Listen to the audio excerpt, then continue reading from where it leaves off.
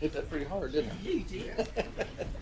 Good evening. We're about to begin the study session for February 7th, 2023. Before we do, I'm going to stand for a moment of silence and follow that with the Pledge of Allegiance. Anyone who would like to join me, please feel free to do so.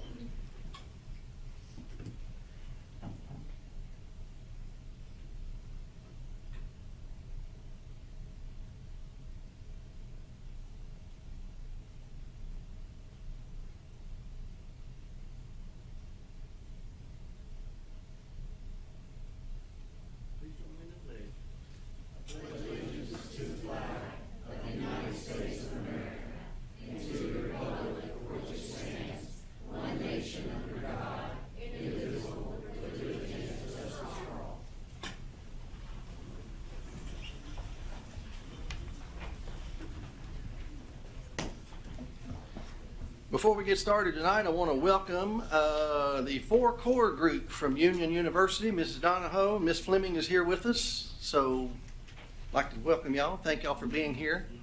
I think Union. What did I say? They're all university students now. Oh yeah, Union University. Okay. Well, I'm just speaking those things that are not as though they were, and they will be. Union Elementary, glad to have you folks. Thank you very much.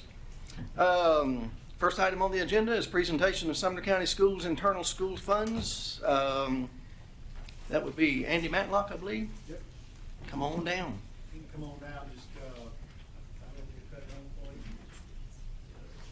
There you go, yeah, cut it on. Sounds good. Good afternoon. I am Andy Matlock, the audit manager for Matlock Clements. We conducted your internal school funds audit this year. It was our first year working with you guys, and I'm honored to be here. I'm honored to work with you guys, and it was a pleasure. We are the auditor, and no one likes us to be there, or no one likes to see us, but at the same time, it was a pleasure working with you guys. We issued our audit report dated December 8th, 2022. And this was for the last school year, fiscal year ending June 30, 2022. The goal of an audit, the goal of our audit is to issue an opinion on the financial statements, that they're accurately presented and free of material misstatement. We issued an unmodified opinion, which is a clean opinion, a good opinion, perfect opinion. So that's good. In addition to that, we conduct internal control testing and transaction testing. We did not identify any material weaknesses and did identify 2 significant deficiencies listed on page 220 of the report.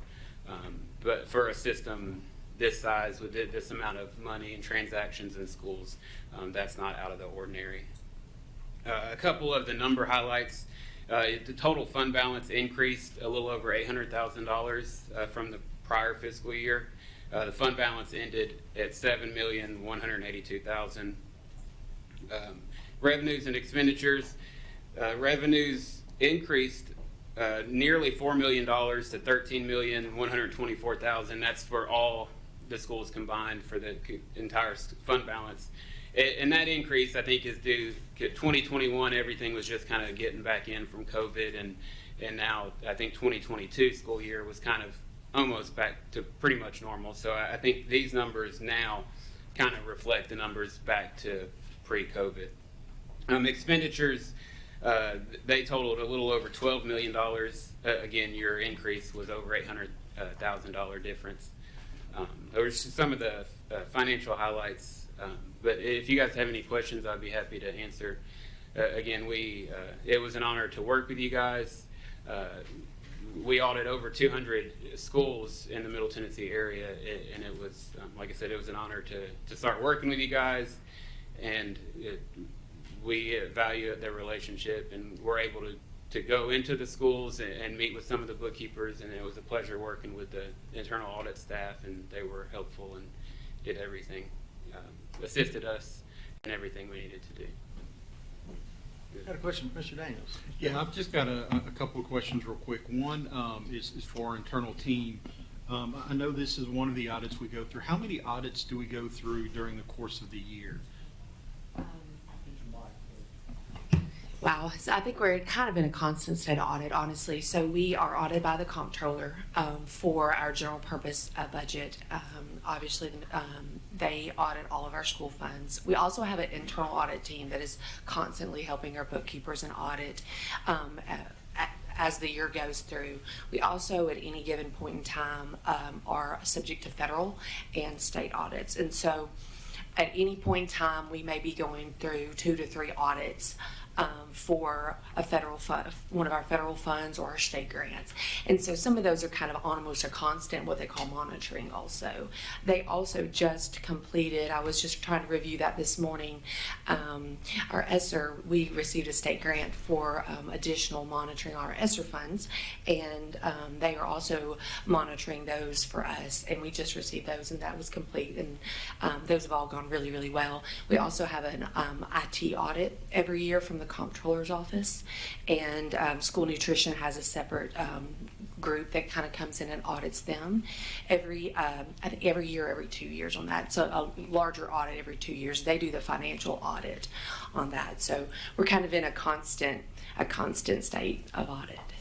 So the financial statements that we provide online, Yes. the budget statements that are online for anybody to be able to see, are audited on a continual basis. Yeah, so we have pre-audit work for the comptroller's office comes in and they do pre-audit work in May, and they come back in the fall and do some follow-up work, and then they'll complete that audit. We're finalizing that audit, and that audit report for last year will be complete in March. And but the federal audit is like kind of an ongoing. There's not necessarily a year, like an ending. They may pull a quarter, they may pull a certain time frame. The financials that I'm publishing monthly, those financial statements aren't audited monthly, but then the culmination of that year is audited at every year. And so that's what the comptroller's finalizing right now for last year. And they'll go ahead and start their preliminary work for this year's April, May, once they finish this audit. And then I've got a question for Mr. Matlock, if you don't mind me asking. When you say that you test, I think you should use the word test if I'm not mistaken. What exactly does that mean? I know you communicate with our bookkeepers, but how do you test to make sure that the policies and procedures that we have in place are being followed? Yes, sir. So we conduct interviews, internal control interviews to design for them to communicate with us all of their procedures. Our audit is conducted, the Tennessee Internal School Uniform Accounting Policy Manual is kind of like the bookkeeper guidebook that they have to follow. And so in the summer for each school, we select a sample of transactions, a sample of their receipt transactions, a sample of their disbursement transactions, a sample of fundraisers, transfers, those 4 main transaction areas, and we conduct testing. We go through each one and test and make sure we have a testing sheet designed so it's following all the rules to make sure they're in compliance with the manual and internal control in general. So in your opinion, again, based on your review, and I think you said this kind of at the beginning, that the expenditures and the purchases that we're making, everything seems to be done, we seem to be doing it the right way. There's nothing missing, there's nothing hidden, there's nothing slipping through the cracks as far as you can see.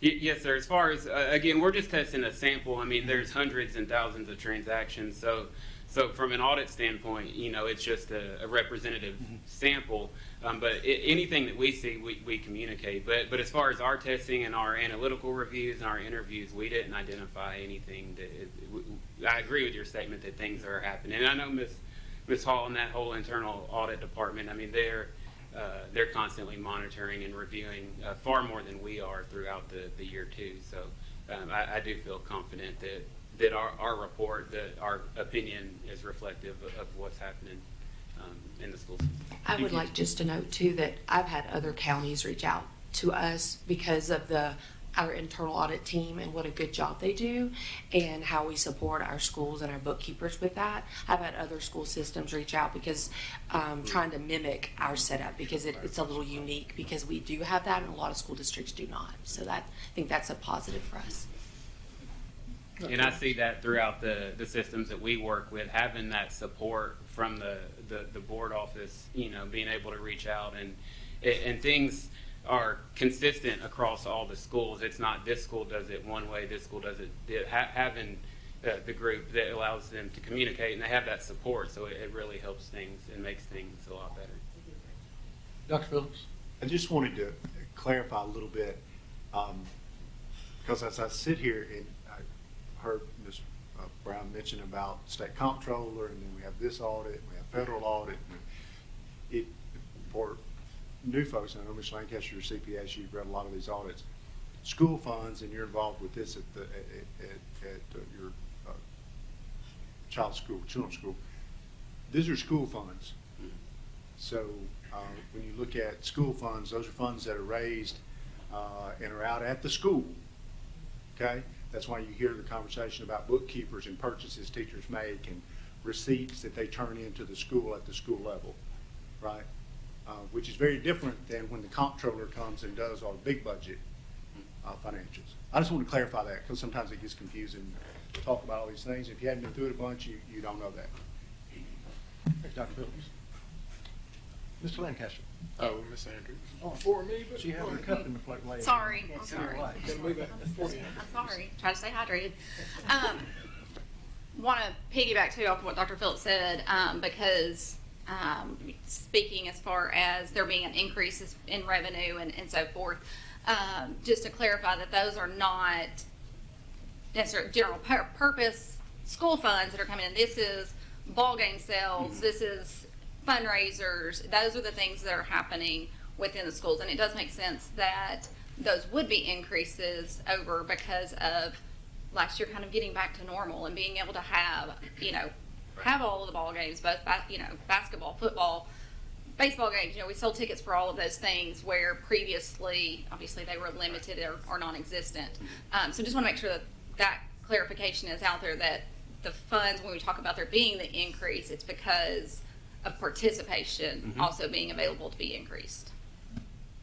Thank you, Ms. Andrews. Mr. Lancaster? Yes. So I was looking at the two findings, and I mean I don't think I've ever done an audit myself and not found something. I mean, that's kind of the whole purpose of being, is to find something.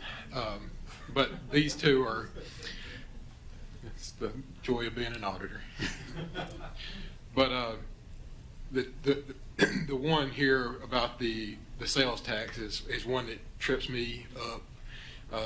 Working with PTO and stuff all the time is, if you, you're tax exempt, Right. so you can buy stuff without paying sales tax, but if you turn around and sell that, you got to charge sales tax. Right. And if you forget, if you're going in like, okay, we're having selling concessions, then we have to pay sales tax. It's just, and then reminding everybody across, for that to be one of the two findings, that's pretty impressive. And I know I've had several conversations and interactions with Ms. Hall throughout the years through PTO, and she's a real stickler on making sure you do things right. So Absolutely. I just I think this is all in all very, very good, and I'm glad to see it. So thank you.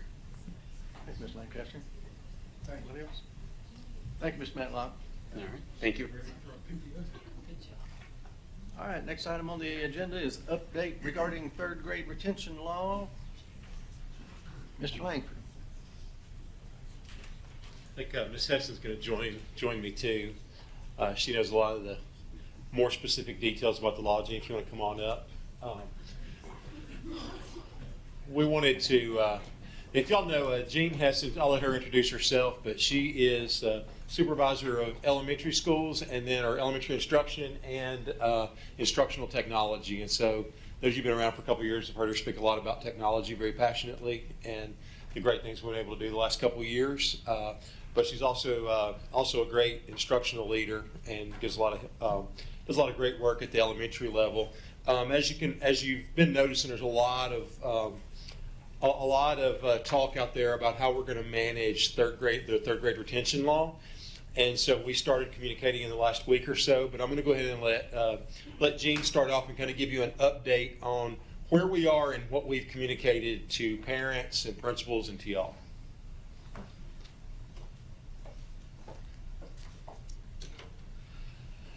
All right, Thank you for allowing me to update you all tonight on our progress so far on third grade retention law and where we stand. But before we start that, I'll take just a second to say tonight was Guild's first ever Beta Club induction night, and it was a really big night for their school. So I know they were, said, make sure you tell Miss Hawkins. So I want to make sure I told you tonight was Guild's first Beta Club induction when I saw that.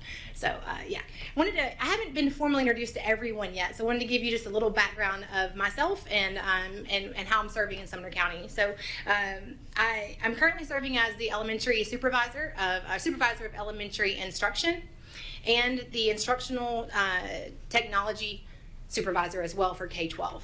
Before that, I was the Sumner Connect coordinator, working with teams, leading teachers and families and students through all things COVID. So it was definitely drinking from a fire hose for a while.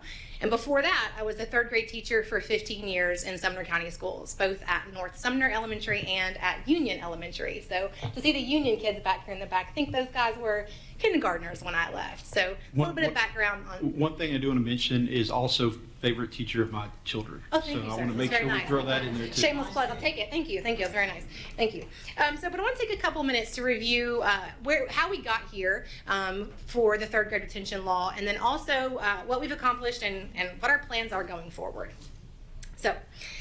In 2001, the Tennessee State Legislature revised state law to require all third grade students not performing at grade level to be retained based on standards set by the Tennessee Department of Education. You all as a board issued a resolution or passed a resolution supporting students and teachers in September, requesting the General Assembly to amend the law to allow school districts to make decisions about retention for their third grade students. Okay, so a little bit more decision-making power back to the schools.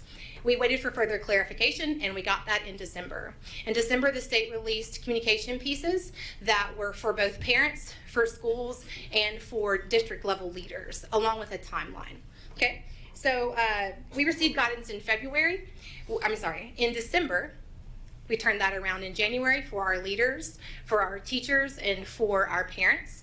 And then we met that deadline, with the exception of a few snow days in there, of getting the the home literacy report and an overview of the literacy law to parents by February the 1st, which is actually the 3rd, thanks to our snow days. So, in your red folder, turn this on. We've included the communication pieces that have been shared so far with both you all, building level leaders, lead educators, assistant principals, teachers, and parents. Okay? This first piece that you'll find is our timeline. The dates on that timeline with the asterisk are required by the state. Those are set by the state. You'll see that most of those dates are set by the state.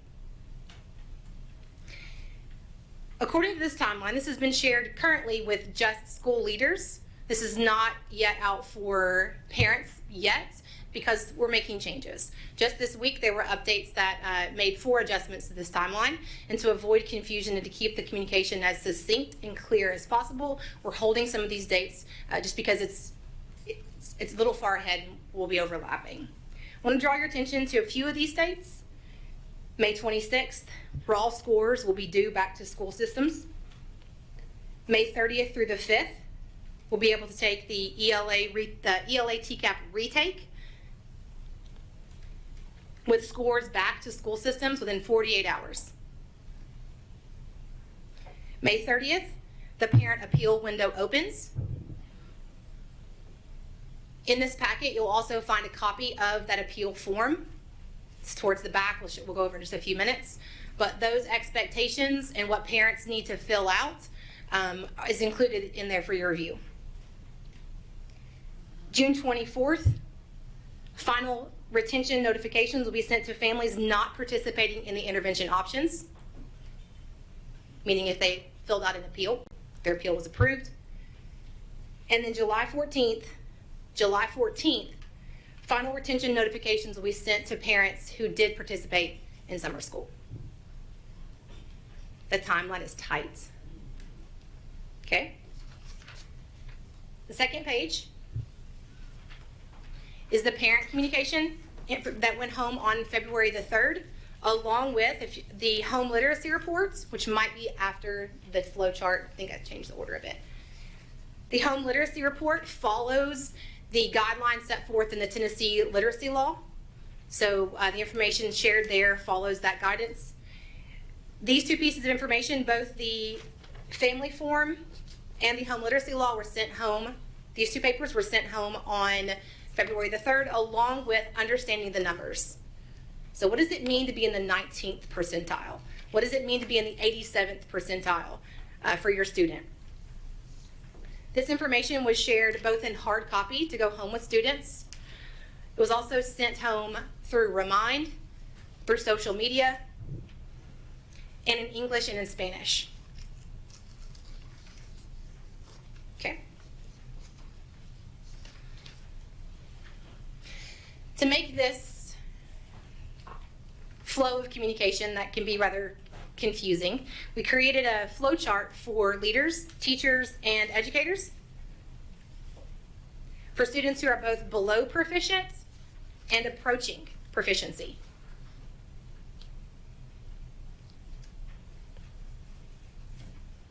Looks like this. So you can see if a student does retest, does not retest, what that flow of action steps looks like beyond that.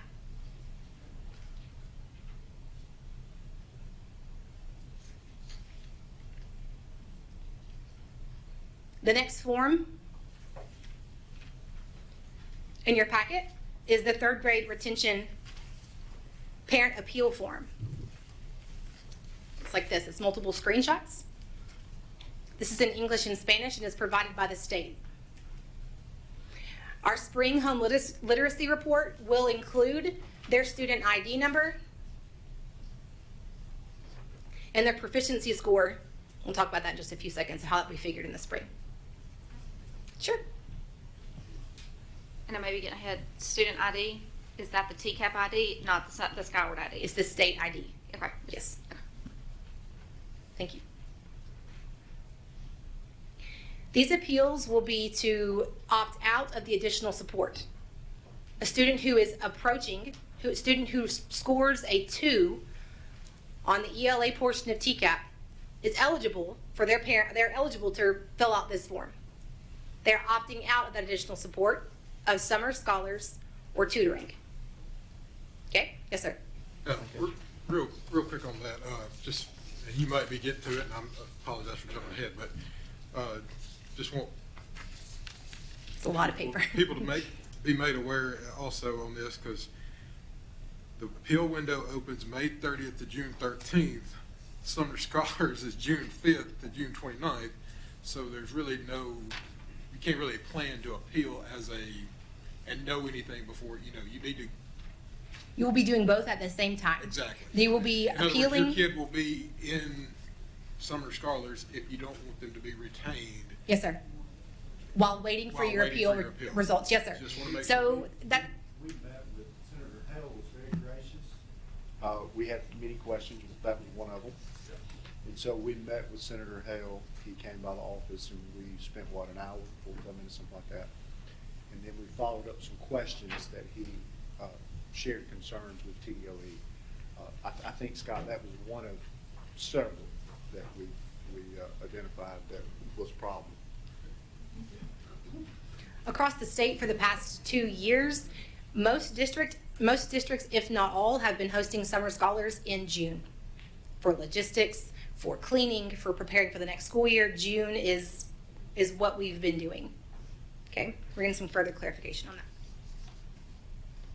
Okay. And the final two pieces are FAQs, both at the district level and the state level. We do plan to host Facebook Lives about this, where parents can bring their questions or concerns. We can answer those like we did in through COVID, to answer parents' concerns regarding what's the next step for their child. Okay. The next portion there is how will decisions be made? how will decisions be made on if my student is eligible for retention or not?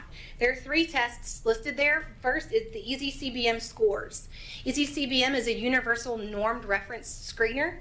The state provides 2 options, EasyCBM or Ames Web. Our district uses EasyCBM. We take this assessment 3 times a year, both in the fall, the winter, and the spring. We just are wrapping up now our winter assessments, and then we'll be, gearing up for our spring assessment. These assessments are completed online with results made available immediately. Okay. Currently, the home literacy report that was sent home just recently had 3 parts: fluency, comprehension, and vocabulary. Okay, 3 different scores, 3 different percentiles sent home to parents. For the spring, it will be 1 composite score per state guidance provided last Friday. Okay, but for parents to see that my child is doing well in comprehension but needs help with fluency, that gives me an area to support. You need to be reading aloud, you need to be reading with expression, pausing at the appropriate places. If there are comprehension concerns, keeping those scores separate helps parents better target the support that their students need in ELA.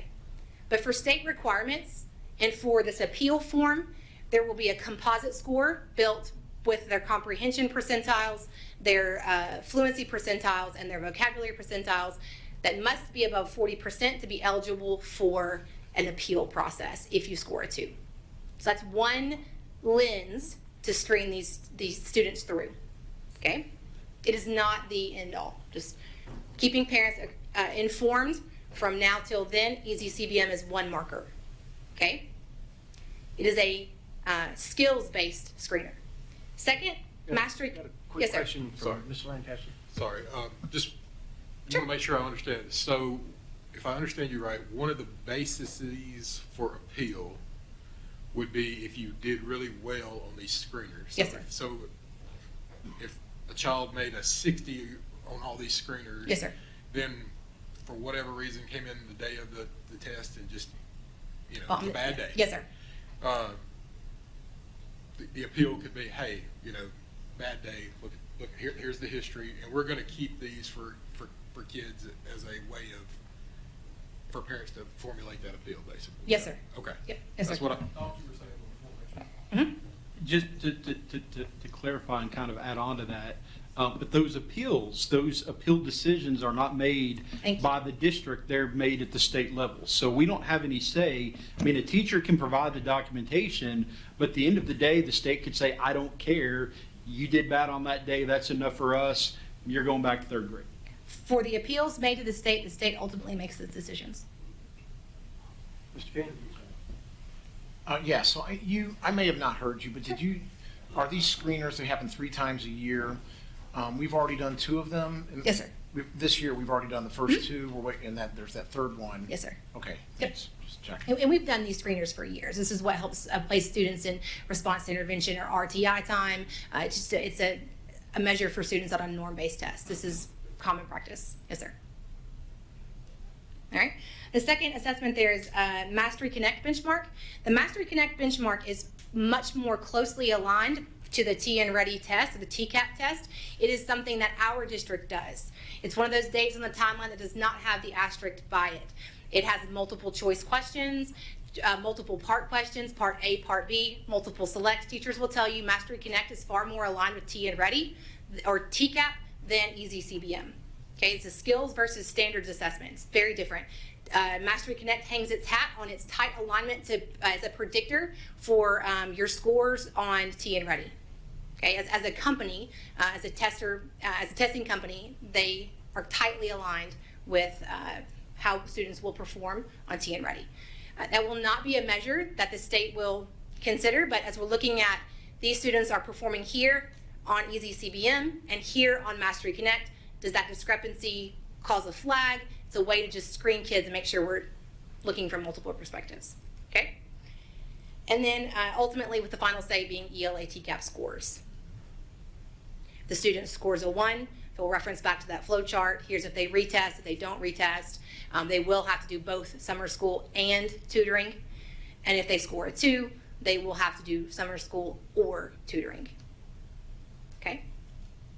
So I wanted to provide an overview for you all of the communication pieces that have been provided to our leaders, to our families, to our teachers, and then kind of what our measures are going to be based on both state guidance and what fits our district with Mastery Connect. Okay?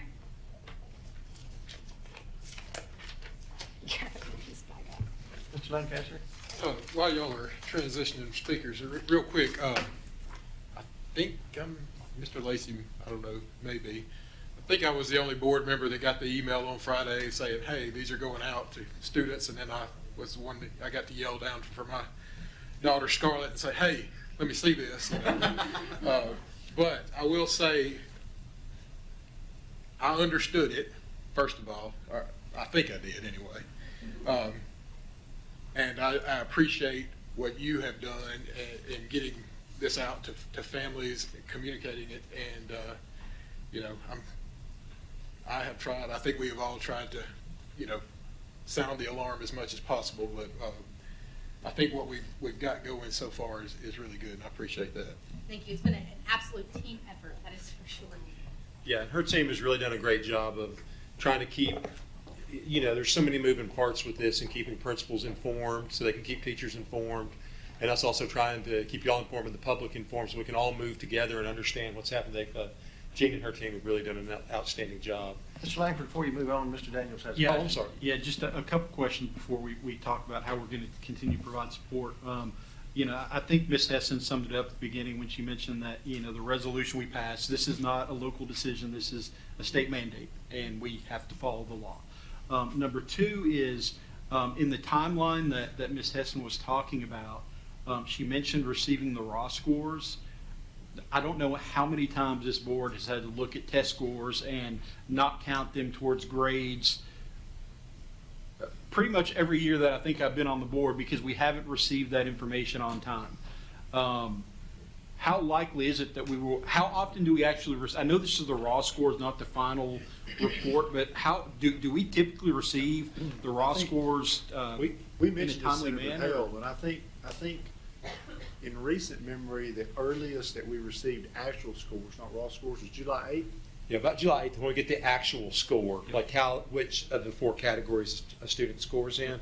We usually get raw scores in that time frame. The problem, you know, one of the concerns is that, you know, everybody is a data wonk if you're in administration. So principals, me included when I was a principal in AP, have spent a lot of time trying to draw correlations with raw scores to what your final scores are. It's really hard to do. I mean, you can get close. We'll have enough data to make pretty good informed decisions for what's best, you know, to make recommendations to parents. But the raw score data is basically the number of questions that they got correct. Well, you just said we'll have enough data to make recommendations to parents. Mm-hmm. I thought the state was the one that made the decision based on what the score was. Do we have any say at all in recommendations, or do we have to, I think Mr. Lancaster mentioned this earlier, that, you know, if you're in fear of retention, then you've got to start the Sumner Scholars Program, even if you may, you know, succeed on an appeal, or maybe if the final scores maybe come out more favorably than the raw scores initially. That's correct. Okay. Yeah, it's I mean, it's a real, I don't know how else to say it, Mr. Daniels, it's a real concern because, you know, the time jam, I'll just flip on to the next one. I'll do Summer Scholars first. The time jam that we have, like we've tried to do some things. Andy Brown, our maintenance department, has asked that we not use, we've used some schools for the last 2 years for summer school. We don't have enough manpower to get those schools clean to the level that we like to clean the school in the summer. And with this being an ongoing thing, now we're trying to rotate schools so that a school doesn't have it for a couple years in a row, because we want to be able to take care of those facilities and keep them up to, you know, what our standards are. So we try to rotate the buildings, but you also, you know, like we're doing new student registration the 3rd week of July. So if we tried to push back, you know, one thing, our final date on that timeline from the state, once we get scores, the final timeline, if you participate, is July 14th. So even if we started a little bit later, we would still face the same jam on having to, because there's an attendance requirement in summer programming of 90%. So we would have to be done by July 14th. I think it would be hard to schedule summer programming much later because then you would catch the 4th of July weekend. And anybody that has a high school athlete, you're locked in to travel in those 2 weeks if you're going to go on vacation or anything. So it's, the summer is really tight. So what's been best for our students and for our teachers in terms of staffing and everything has been to take the month of June and do our summer programming. So that's a very real, we're on a really tight time turnaround without the actual TN Ready data scores back. Well, then the last question I ask is are there any other states that have a similar program to this that you're aware of that? I don't. I'm not aware. I'm sure that there are some states with Florida? Florida. That's right. Yeah, we can certainly look and see how Florida manages it, but I have not done that comparison. Thank you. Thank you, Mr. Daniels. Ms. Andrews? Yeah, one of the things that Heston mentions is doing Facebook Lives, which I appreciate because that was something I was going to ask. I feel like that, this is so big and affects so many students, and there's so many moving parts, and I feel like parents will have questions even specific to their student and what does this mean and so forth. So excited to hear that. Do we know a timeline of when we hope to do those Facebook Lives? I'd like to get a little firmer information on some of the dates. Like one of the things that I was going to mention is, last night we've been operating the first 2 years of Summer Scholars. It was funded for us to do our rising first graders through our rising eighth graders.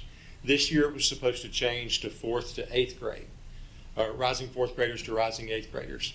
Last night in the governor's state of the state, he appropriated an extra $60.8 million to go rising kindergartners through rising 9th graders. So like we had, for instance, if you look at the timeline that Ms. Hessen shared with you, it had February 14th as the date that we were going to roll out the registration form. We already have parents calling. Our summer program has been so popular, we've already got parents calling wanting to know when the registration will be. And we had planned to roll that on February 14th, but now, we've got to wait to see how that moves through the legislature because we'll have to add more facilities if we're rolling, rising kindergarten through rising 9th grade.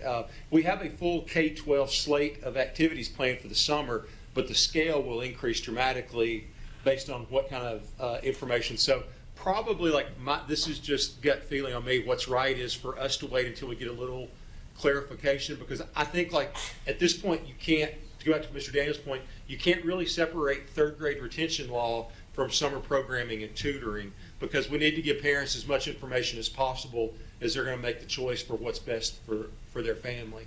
And so, we need to know a little bit more about what our summer programming, because if we communicate too soon, we're going to have, for instance, Beach Elementary open in the Beach cluster, but if we have to increase the number of grades, we might have to do Beach Elementary in Whitten or Beach Elementary in Madison Creek. We'll have to look a little bit differently at the facilities, and it's easier. What's tough in the past, we've had to add some facilities late because of the number of students enrolled. Like the first year we did it, we had I think 450, 500 students enrolled for station camps. We had to go back in and add Jack Anderson in. It's tough when you do that because it's hard to get the right students in the right place. And some parents, their kids went to Jack Anderson, they enrolled in station camp because it was easier for them in the morning, and we automatically put them at, it's better if we can get on the front end where parents can choose the location that's best for them. We also have to wait a little bit. They're going to fund transportation, but transportation has to be, they fund it each year with a separate bill. So we're kind of waiting to make sure. There's still a lot of variables about the summer so I would hope in the next 2 weeks we'd be able to start doing Facebook Lives. So we're aiming for prior to spring break. That's kind of my thought. Yes, prior to spring break or after spring. So prior to spring break, we'll hopefully start that discussion process.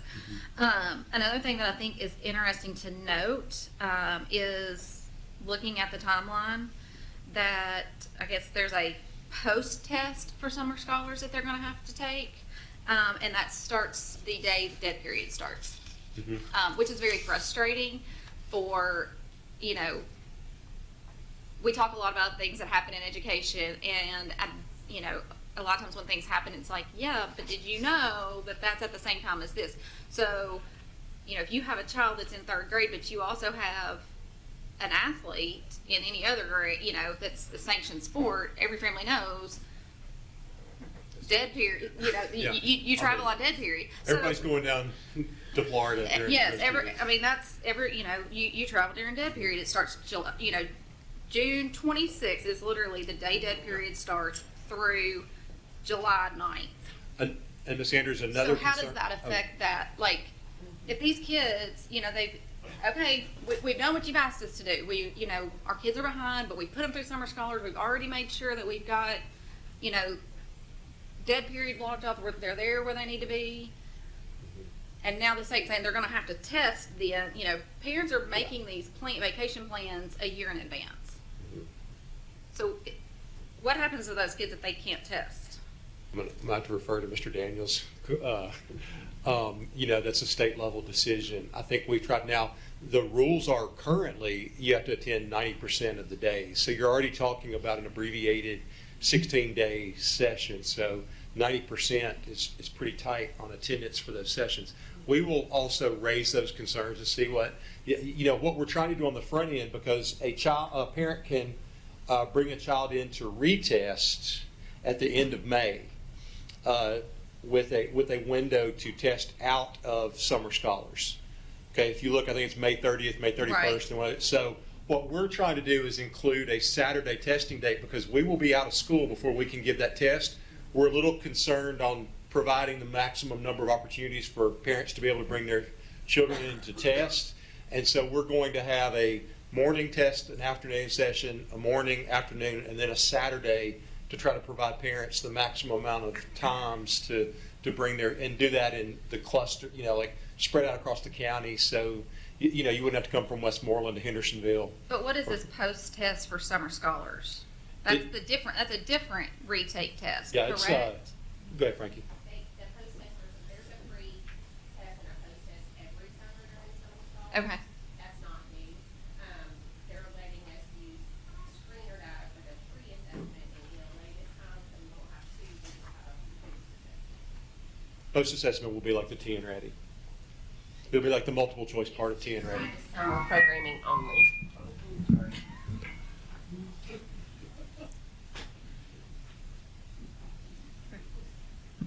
Thank you, Ms. Andrews. Mr. Lancaster. Okay. Well, piggyback off Ms. Andrews real quick. So, and noticing on the, if your child is approaching, they got to attend 90%, and it says, and made adequate growth. Does that mean that post-test they have to, do we know what that means? Like what, just That's on better the- than they started, or? We're waiting on clarification from the Okay. state about what adequate progress is. But Now, that post- my understanding is that they're going to look across a host of measures to figure out what adequate progress looks like. But we don't have, like, I can't tell you right now it's this or this or this. They've just, the information is coming. They've given it to their data folks and their statisticians to figure out what adequate progress looks like. And they're trying to ratchet that down because they understand in a 1-month program, you're not going to see the same amount of growth that we would see Right. in a full year, but they're trying to define that, but that's undefined right But now. it is still more than just attending. You Right. have to attend. Attend plus and- progress. Yes. Second question, well, originally my only question until Ms. Andrews brought that up, but May 26th is the date we get this. Right now, they're saying we get the data Raw scores. that are the final determination. 10 days later is when summer scholar starts. Okay, just that's all. I'm with you. Mr. King? Thank you. So just looking at some numbers here, this, below proficient from last year's scores, we're at 55% of our third graders. Now that doesn't include English language learners, so I'm just going to ballpark it and say this is going to affect about 50%. I'm just speculating of third graders, and that comes around about 1,000 students. Go ahead, I'm sorry. Right? I mean, is that? Well, we ran because we think the state will approve the appeals of kids that are above 40% on the screener. So we ran, like, just to be able to compare, to get a number like what I think you're trying to do, Mr. King, is to say, like, you know, we've got a number that scored in approaching or below. How many were also below the 40 percentile on the screener? And so we had 549 that were below 40%. Again, that doesn't take out EL students, special ed students with manifestations of a disability. Okay. 549. And then the other question I have is, let's say they go to Sumner Scholars, they go through tutoring in 4th grade, and they take the test in 4th grade, and they're below. So it's like, I mean, are they retained in 4th grade? You're going to love this answer, Mr. King. Well, I don't know if I am or not, but go ahead. They're going to tell us later what that means. Okay. I mean, I wish I had, honestly, I wish I had a better answer. I mean, I've been doing some research on it, and I'm nervous because it looks like they're going to retain 4th graders. Yeah. And to me, all of this it's just too late. Well, for these kids, to me. Anyway, I'm not surprised they don't have actual answers for that. But I think there's an interesting, another counterpoint is like, I think, if you saw what Mr. Duncan wrote, if you take the number of kids, like we see a significant growth of children from 3rd grade to 5th grade. Like if you go to Westmoreland Elementary, the kids come in with low reading proficiency, but by the time they leave 5th grade, they're about 57% above proficiency. Like we see quite a bit of growth. So, I think, what Mr. Duncan said was he had 19 in 3rd grade that would have been retained, and then by 5th grade it went to 4.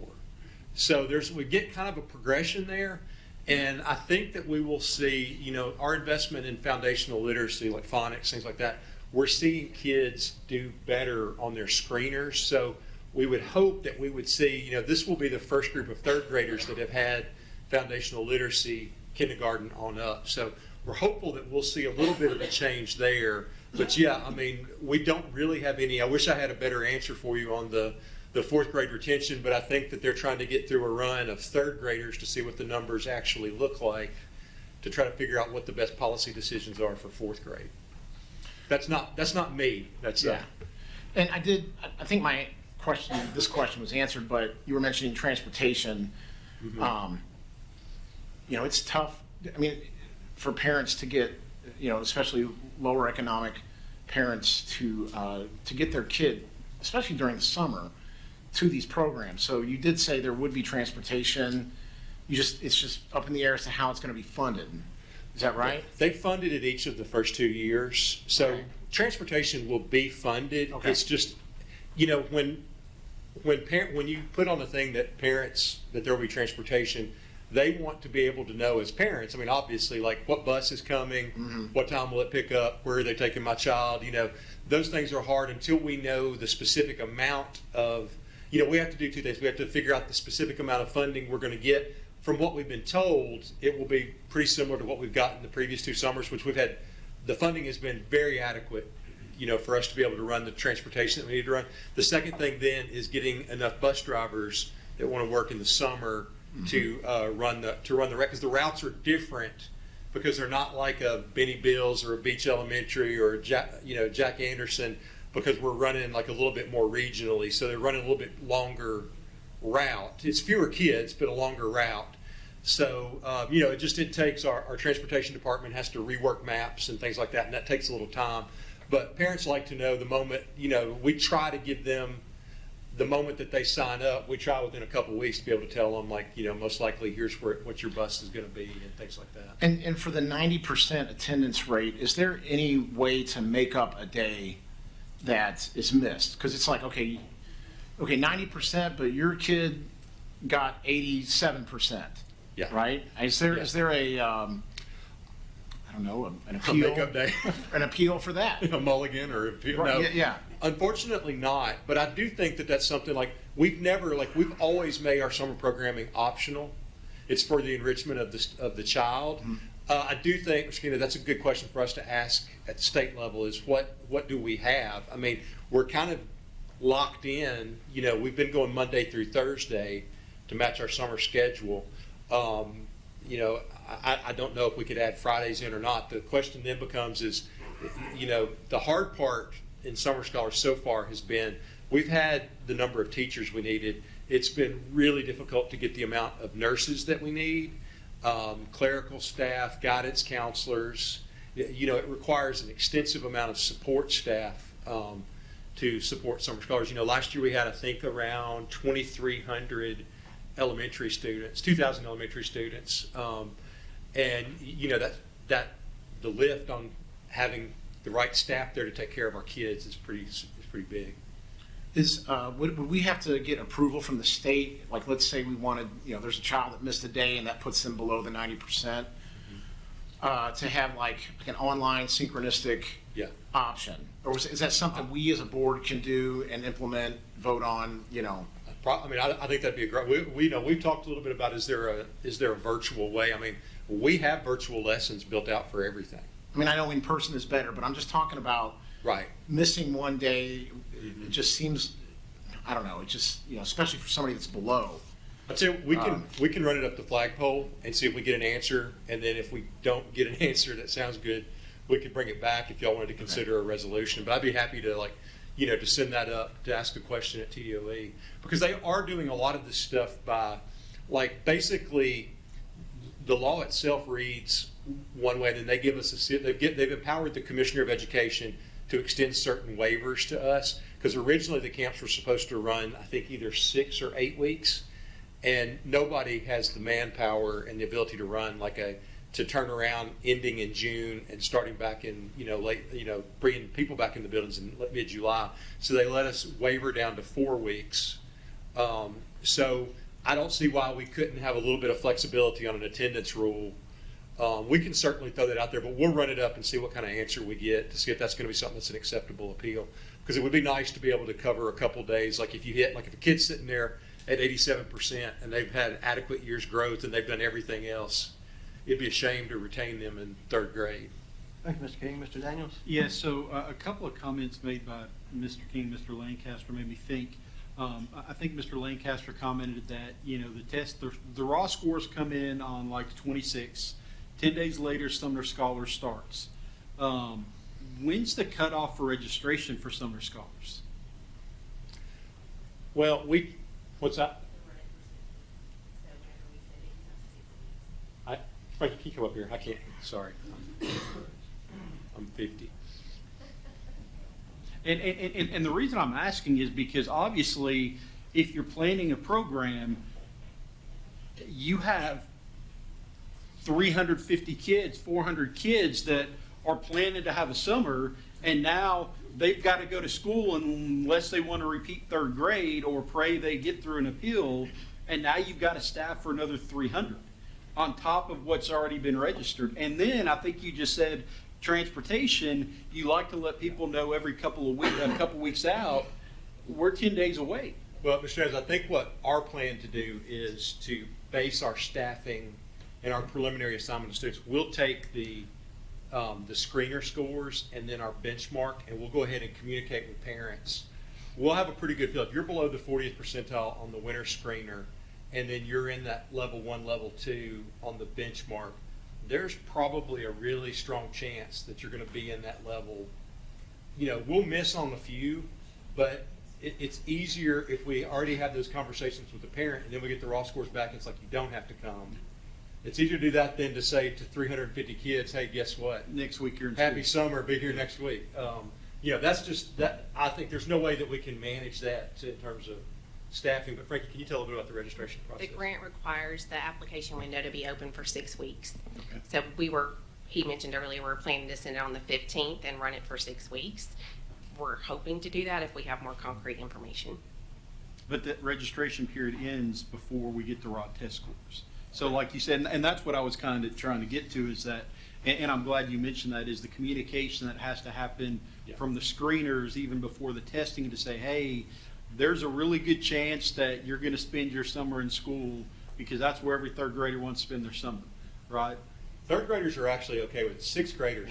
Well, I've got 3rd graders that might not be too happy with it, but anyway, that's really what I was trying to figure out is registration, turnaround time, cutoffs, transportation, all that plays a factor, and you really, honestly, you can make a best guess, but you're really not going to know the true numbers until. Well, And obviously, we are going to let kids in that have to be there. Oh, We yeah, would never say absolutely, no yeah, to yeah. that, so.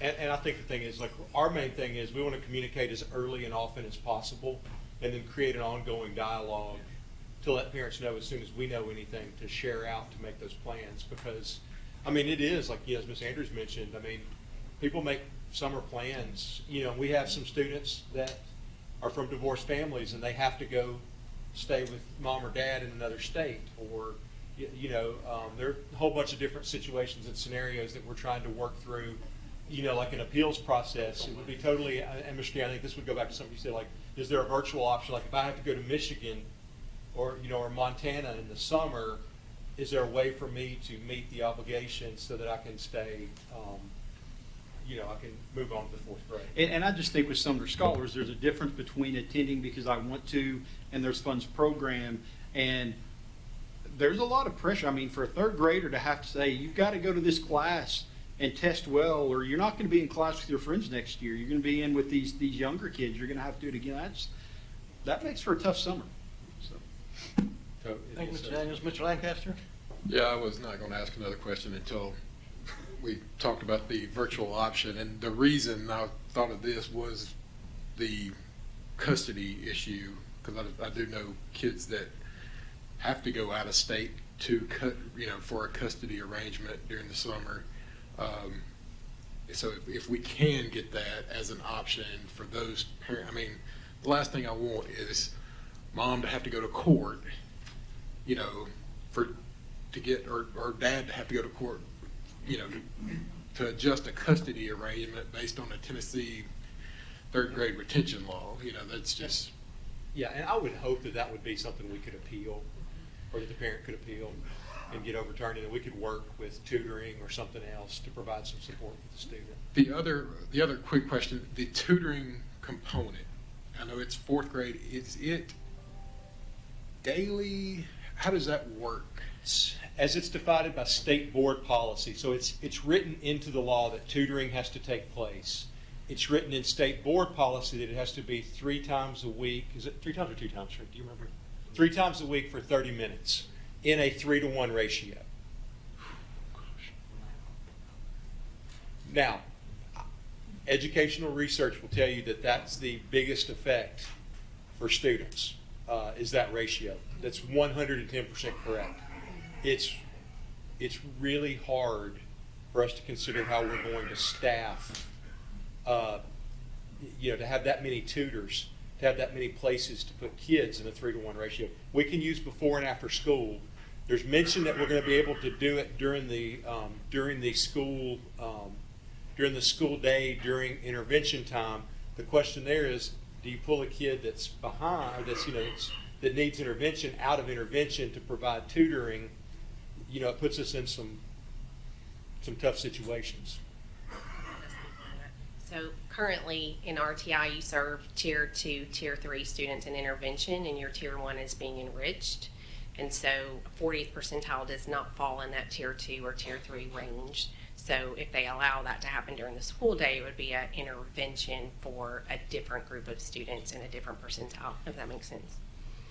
Can we just go ahead and put this on the study session agenda for just an update for the next 2 or 3 months? Thank you, Mr. Lancaster.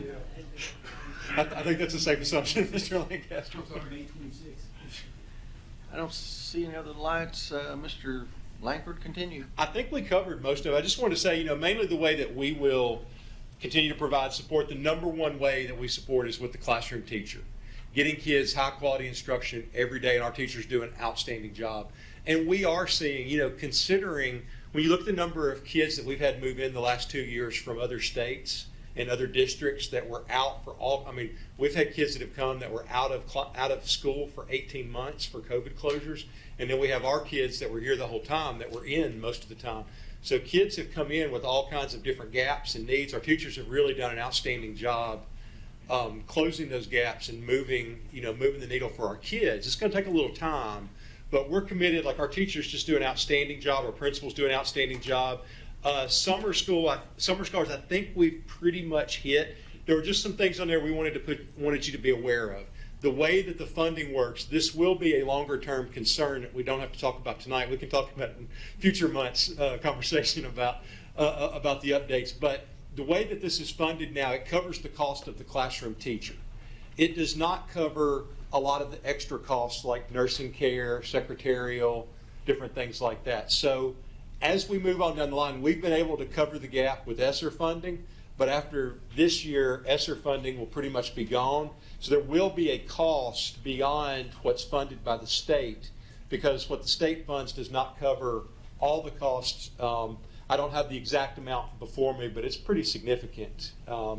And you know, what we are finding is that the more that we do this, and it's been super popular with our parents, and we have each year we've had a rise in enrollment, but with that rise of enrollment, you know, we have a need for behavior teachers, special ed support staff, nursing, guidance counselors. You know, we're basically running a mini school during the summer, but we have all the same needs as when we're running the 30,500. So it's just going to be, you know, as we move forward, we'll have to think about what that looks like, how we staff it, and what that looks like. Tutoring, we've already mentioned. You know, we're trying to be proactive to think about ways that we can do that, because you know, obviously another thing with tutoring is our kids are involved in a ton of extracurricular activities. How do we support students that go to Boy Scouts or, you know, or music lessons or something like their sports, you know, right after school? They can't get there. The school starts at 7:15. They don't have the 30 minutes. So trying to figure out some flexible ways to address that. We're working on it.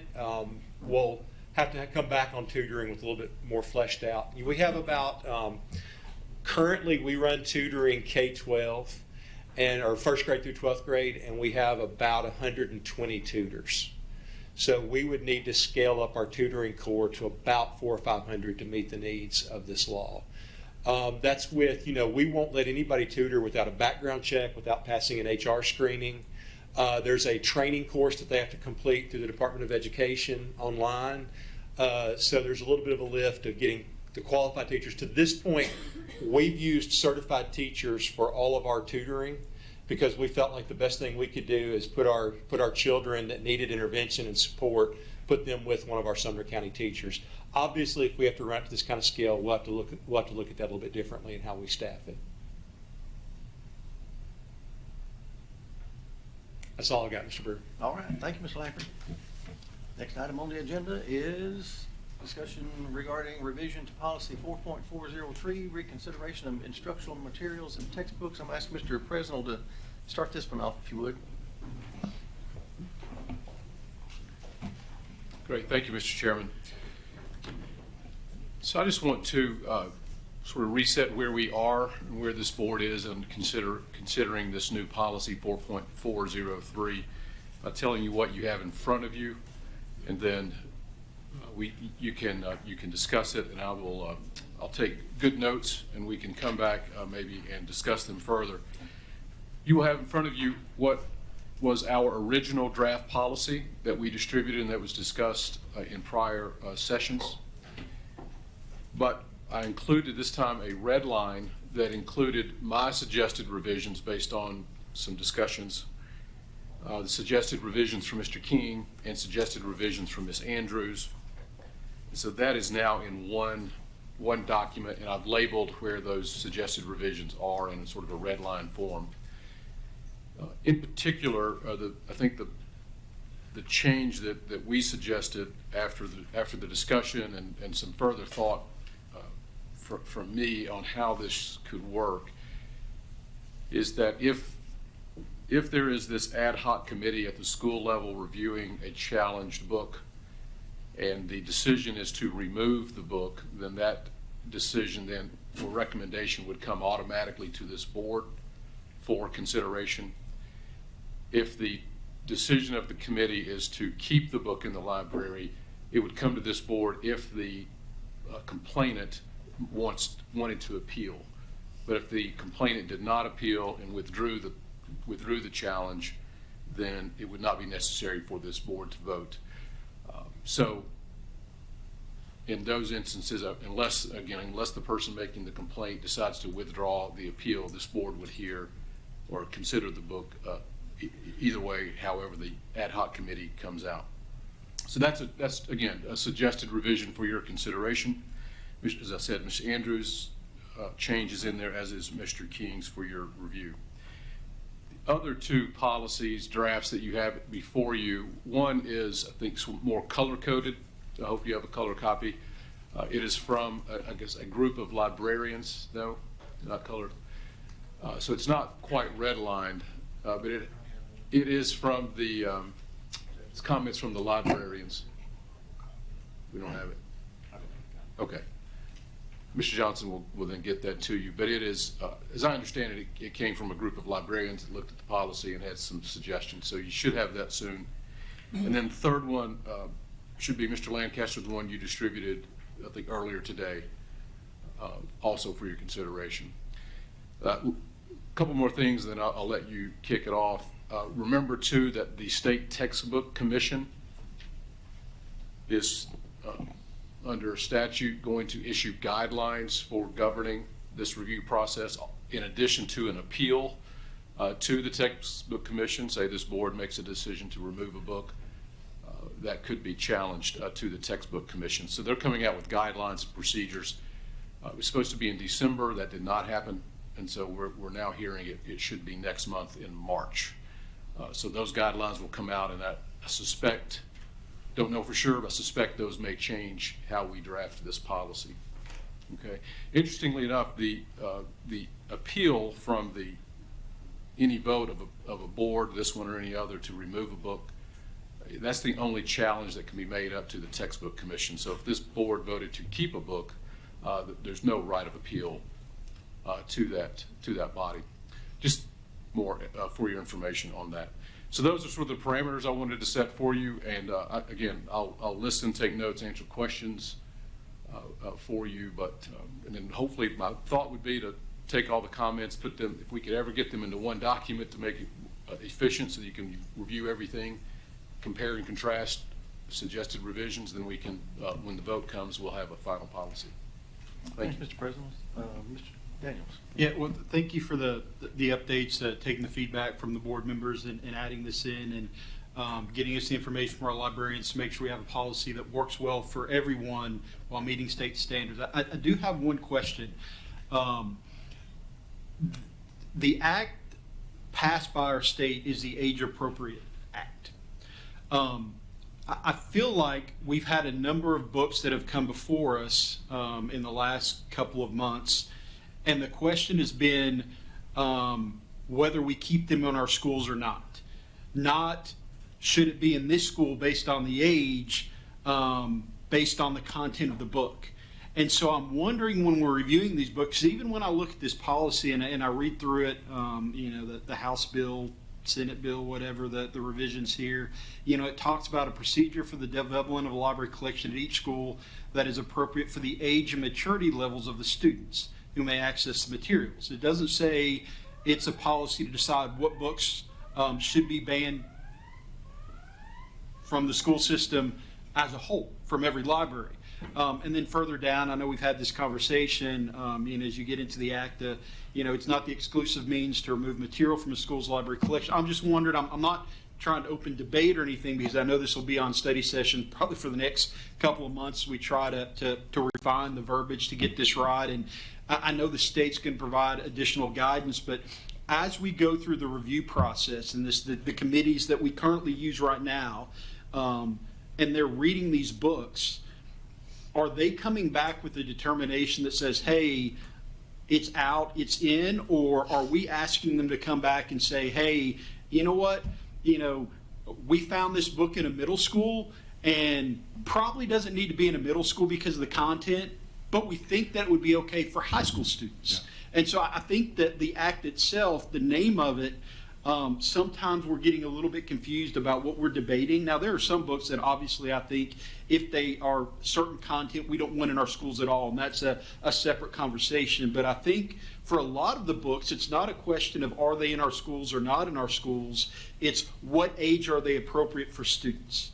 And I feel like somehow that's being missed in the conversation, even in the review of the books that we've had so far. So I think up to this point, it has been either the book is in or out.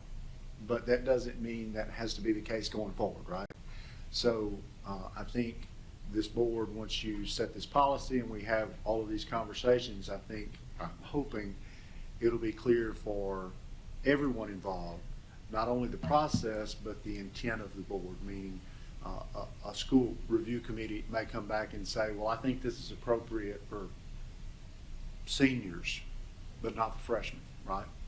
And we'll have to figure out internally how to manage that process, and that very well could happen. I think that's certainly something that's on the table, and I can see where that would be something that you would need to discuss now and hash out how you want that to look. So when a school level committee does come back with that recommendation, then we're okay with that. And certainly, one thing that you mentioned that I know has been talked about a couple of different times over the course of the last 5 or 6 months is if a book is challenged that is in 5 or 6 schools, 12 schools. I think, even though it is a little bit more cumbersome, I would think because of the complexity of the school communities and how those books were selected in some and not in others and those types of things, I think for the integrity of that school community and the librarian and staff that selected that book, you would probably want to have a school level committee for all of those, but at this board level in your policy, you're going to need to decide if it reaches you and you vote to remove a book, right? To leave a book, does that mean every school campus? I think, Mr. Lancaster, you mentioned that way back, and I said, I don't really know. That's a good point. Those are the kind of things I think we have to think through as we discuss this, just to kind of get your thoughts so we know what's going on. And I don't want to complicate, because there's a lot of moving parts to this. We want to try to hash it out and get it right. I think Mr. Presnell was probably going to talk about it, I'm not sure, but we're one of the only school districts with currently with an obscenity policy that we can find. Most districts don't have a standalone obscenity policy. We're kind of a rare bird in that sense. I don't know whether that's good or bad, one way or the other. You may want to look at putting that same kind of language some thought has in other districts as benefits. If it's ruled obscene or challenged as obscene, then it would not be age appropriate, right, for 12th graders.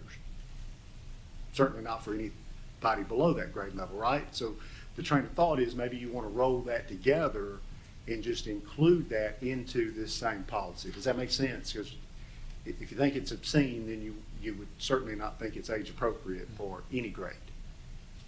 So you might want to think about that too. And I just, I guess I just think I'd like to maybe see some language that mentions the review looking not just yes or no, but also age appropriate. I mean, there's, I had my older kids, they graduated over the last couple of years. They love to read. And I know there's a genre of teen fiction, and they love those books.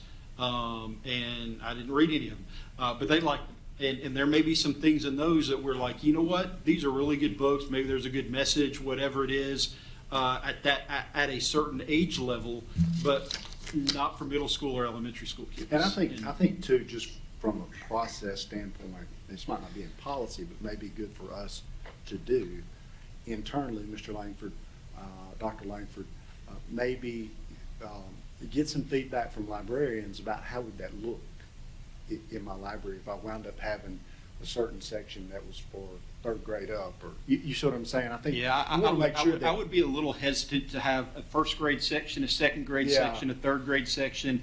I do think it's easier to say, you know what, we really don't want this in middle schools.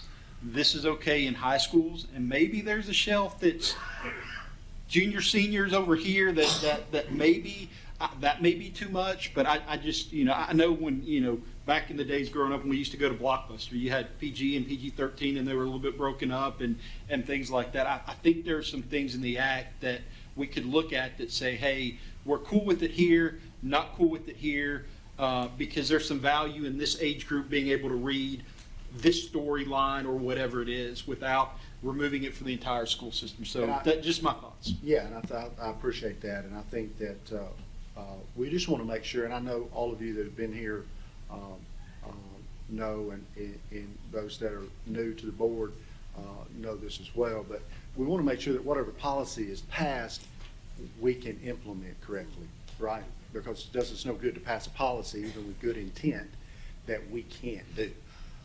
I've mentioned that a zillion times at the board level, and so, whatever we wind up eventually you pass, we just want to make sure that it's something that we've bounced off of people in the trenches that are going to have to manage that and make sure that they can do it, right? Otherwise, it really does us no good to go through all of this and pass something that they really can't manage. So I want to make sure we do that along the way. Understood. Yeah, and I knew that's what you want to do. Thank you, Mr. Daniels. Mr. Lancaster? Yeah, I think piggyback off Mr. Daniels, one thing that's confusing a lot of people, myself included, as read through this is it seems like we have several different laws that work with different books. So we have the obscenity law, we have now the prohibited concepts law, and then we have this age appropriate materials act.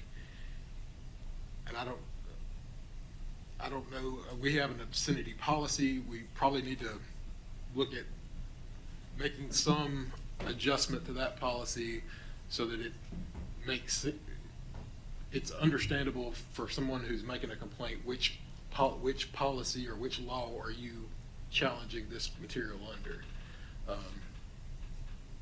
And that hopefully maybe we'll seek guidance whenever the state decides to release it.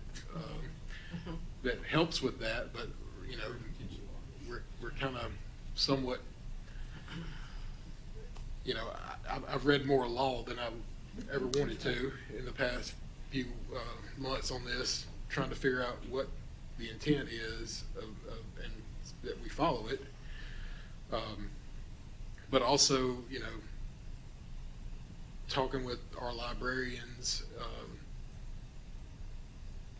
something that they can work with as well as far as the selection of the materials. And that was one reason that I sent out the draft or the proposed policy today is just the logistics in what Mr. Presnell sent us. I had feedback like, they just didn't see how that was going to work from a initial selection standpoint. Like I say, I would love for the state to come out tomorrow and say, hey, this is what y'all have to do, and word by line by line. I don't think we're going to get that, but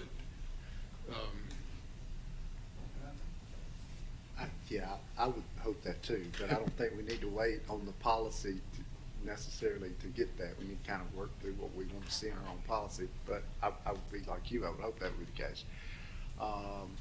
I think from the state's perspective, when they wrote into the law about community standard, I think they were thinking that, okay, well, even in a smaller district, that community standard may be different across the state of Tennessee, right? It may be very similar, but it could be different.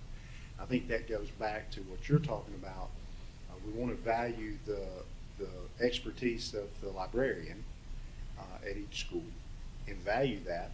We also want to make sure that there's a process if a book is challenged that we handle it at the level closest to the student and the parent making the complaint, right? Because that's a good thing. That's what we should always look to do. And so leaving something that's a school level committee to make that first decision about the challenge. And then from there, I think you have more opportunity to say, okay, well, all challenges are going to come to us regardless. Or just the ones that the parent makes the appeal if they don't agree with the decision. That's a decision you're going to have to make about the policy. I do agree, and maybe we want to suggest, Mr. Presnell, it does get confusing when you start talking about prohibitive concepts, obscenity, First Amendment in general, and then also AAMA. And all of that gets in there, and you start trying to figure out, even if you read them a bunch of times, you start trying to figure out what does that really mean for each individual situation. So maybe good if we just get kind of a summary, synopsis. Will that help? Then you can kind of know, okay, well, that's really not even going to deal with this policy. It's something totally separate. I suggested the obscenity maybe rolling in because to me it makes sense that if I think something's obscene, I don't want it for a 12th grader or for a 3rd grader, right? I mean, it's just obscene, it just needs to go. So we just need to clarify that. That's the reason I think most school districts across the state of Tennessee, they don't have an obscenity policy, standalone obscenity policy. They have something, but not necessarily just obscenity. The only problem I see with that, Dr. Phillips, is if it is obscene and it violates the obscenity law, right now the policy is if it's challenged under the Age Appropriate Materials Act, it stays on the shelf while the review committee is looking at it and making their determination and while we do a vote. But if it's truly an item that's obscene and violates a state law, and we're that to me is why there would need to be a separate policy, because if that is then challenged as being obscene, it would need to be removed immediately while we review, just to make sure we're not violating that state law. I think you're exactly right, and I think we can get some clarification from Mr. Presnell about what that actual statute for under the obscenity law means, and whether that is even remotely close to what they intended for the AAMA. And I think that will help drive a little bit of that conversation, so you don't have any exposure for not acting on an obscene book while you're trying to implement a process. I think it's been some of the concern and question that's come up not only here but in other districts too. Thank you, Ms. Lancaster. Ms. Hawkins. Just dovetailing off of that, I think it's very important that we get some guidelines on definitions of what obscenity and inappropriate content, because it would be very easy to go in and remove all of Shakespeare. Shakespeare's full of more than what you see, what we've already talked about. Very much so. They just use Old English instead of things we read today, the way we talk now, but we're talking lots of inappropriate. I mean, that was Shakespeare's, it was comedy. Romeo and Juliet's full of it. That being set aside, in looking at this policy and trying to figure out just what we're trying to accomplish, I just have a personal, I've been wrestling with a conflict. And I go back to the school board member oath of office that we all took. And one of the oaths that we took was, I hereby swear that I will focus on the policy work of the board and monitor progress on the indicators of success in our strategic plan, leaving the day-to-day operation of the district to the superintendent and staff, which I interpret to mean that we as a board hire a superintendent, and then we do not micromanage that superintendent and tell him what to do. To my knowledge, none of us have administrative training in order to tell you what to do and see your day-to-day. In turn, you hire people who hire librarians who have master's degrees, who have experience. To my knowledge, and please correct me if I'm wrong, I don't think any of us have a degree in library science. I don't think we've been trained in knowing what age appropriateness, I mean, obviously when we raise our children, we know our child, we know what we want for our child. But as far as being tasked with doing the librarian's job without the proper training and skill and experience, that concerns me. And I think it pulls us away from doing what we've been elected to do. And I'm not sure what the answer is, because I know the state has made this law, but at the same time, I'm conflicted. And I just wanted to also say, and it sort of put a question out there, What is it that we know that the librarians don't? And I think that, I appreciate those comments. I think that's one of the balancing acts that we have to do, is try to say, okay, we're gonna have a policy to comply with the law, but we're also gonna give value and credit to what our librarians and teachers and principals are saying about the selections they've made and why. And so certainly I think that's gonna be huge. I was going to say, and I know Mr. Presnell's taking notes, but I know we've got 3 different versions, right? 3 different versions so far. Some of the things that are in each policy version are very similar because they're driven by law. And then some of those things I mentioned are things the board's going to have to decide. And it kind of whittles it down. Maybe if we can, and I know, Mr. Lancaster, you mentioned about Mr. Presnell maybe getting a summary of those 4 independent laws and how they would impact any policy that's made. Is certainly something that may be helpful for future discussions. Yeah, if I may. And anything else you guys want? If I may interrupt, I'm happy to put together a summary of the relevant, even potentially relevant laws in this area. And Mr. Lancaster, your comments about the initial book selection and the librarian's input, and that it's important. The statute gives wide discretion to this board on how that's handled. So I think take all those comments and make the right decision, because it gives you that discretion on those selections. So there's sort of a front end and a back end of this statute. One is the initial review and selection of the books that are in these school libraries, and then there's a back end where if there are challenges, that there's a process in place to handle those. So that's this policy would cover both of those. The current obscenity policy is interesting. It's 4.40012. It's a policy, but it's also verbatim of a Tennessee statute. So it's not like this is a policy that has any kind of procedure to it. And so I think the consideration of moving that into this one global policy is one to consider strongly. And I made a note, Mr. Lancaster, it's a good point.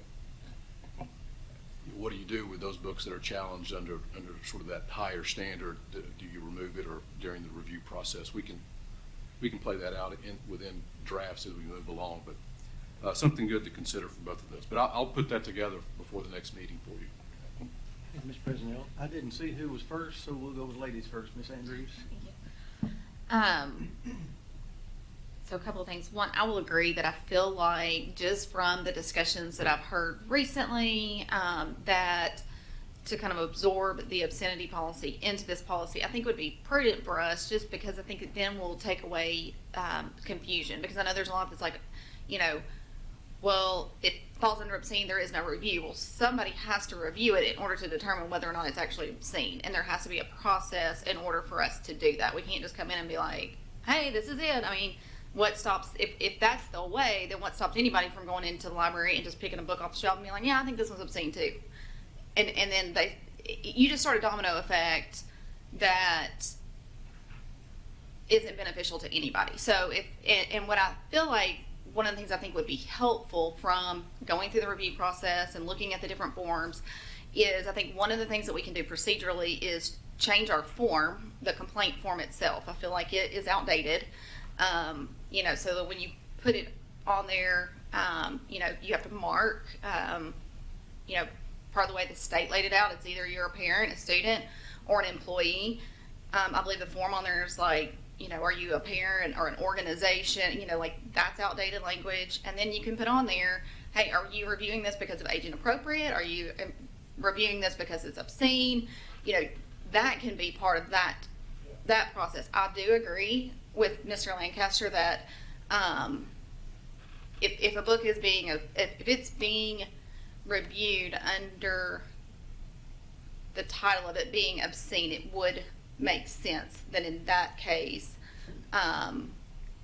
it would not remain on the shelf. And I think we can update the language within the policy to say, because I think we had discussed too, where it said it would remain on the shelf except to the extent it would be being used for the review process. So maybe include in that language, or if it is being, either in that sentence, you know, include the language that says unless it's being reviewed under obscenity, or if we need to put a special clause within the policy itself addressing obscenity, that maybe that's something we can do. Another couple things. I think we're missing page 2 from Mr. Lancaster's. I was looking that up and I'm like, wait, something's missing here. So we're missing page 2. I thought I might not have sent page 2, but I did look in my email and I saw that I did. So. On that. And then I also think in this copy, I do see the suggestions that Mr. King made, but I do not see my suggestions included. It's in that same paragraph you were just discussing about the book review. I added some language about unless, it remains on the shelf unless all the books have to be taken off the shelf to be reviewed. Something. So you have for my language from the meeting. Okay. Yes. So I have additional that I had sent that's there as well. I think. I don't have those. I'll be okay. Okay. I'll make sure that you get those as well. I want to say thank you to our librarians. They have worked diligently on this. They care about our students. They care about their libraries, and they are not digging their feet in, and they're not saying, no, we don't. They're saying, okay, let us look at this. Let us see how we can do things so that it is effective and efficient and legal and covers all of our students. And so I just want to say thank you for that work that you have done, because it doesn't go unnoticed. It's got to be a partnership. As Ms. Hawkins said, there's nobody on this board right now that has a library science degree.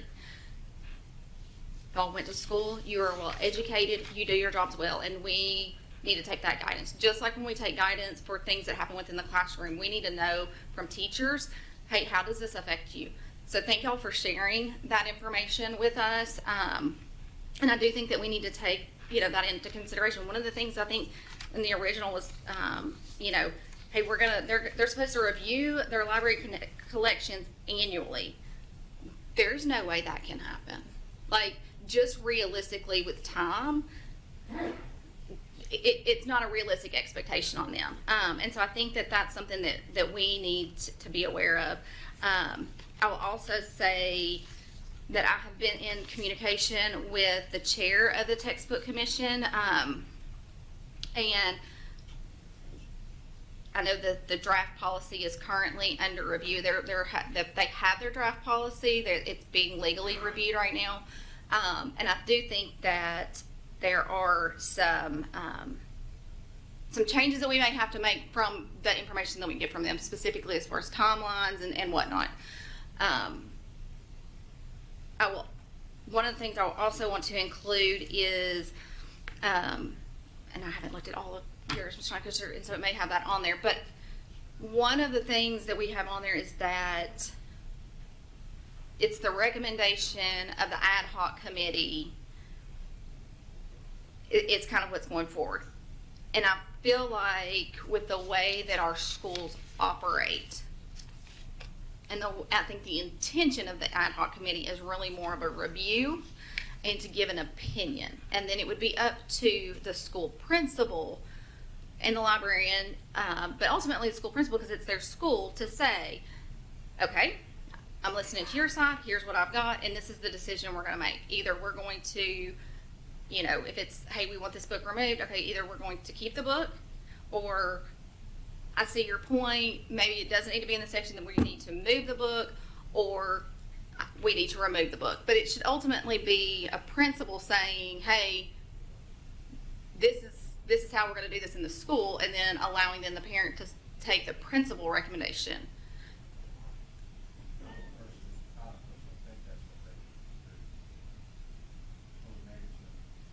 I mean, I can add some, but from our principal's perspective, I would think that they would want to support the decision of the group. They're not going to step in and make a decision that's opposite of that once they have 4 or 5. But I still think they should be the ones who have the ownership of whether. Well, they're going to, because it's their particular staff in their schools. I don't think ownership's an issue. I think, and you can even put that the principal is one person on the committee. I mean, you know, if you wanted to, but I just disagree with that in the sense that from a management perspective, I don't think that would be what you would want to see happen. I think Ultimately, the decision of the ad hoc committee, and I think we've had this conversation, Mr. King, I think it's mentioned this a couple of times. If you view that decision as a recommendation to the board, right, from the school level. Right, and that was what I was suggesting. Right. Is the intent of the law. That's what I was saying. Right, and I think, yeah, that's the way I understood your comments those times. So if you're taking that ad hoc as a recommendation, and then the parent, I think Mr. Presnell just said, if the parent agrees with that and doesn't wish to appeal it any further, then that would be the board's decision. Or the policy can say it doesn't make any difference. The parent doesn't have to appeal it. They could agree with it, it wouldn't matter, and it's going to come to the board. I mean, I think the board's just going to have to decide what you want to do, and that's what will happen. So, you know, I would think that would make more sense realistically to how things are managed inside the system.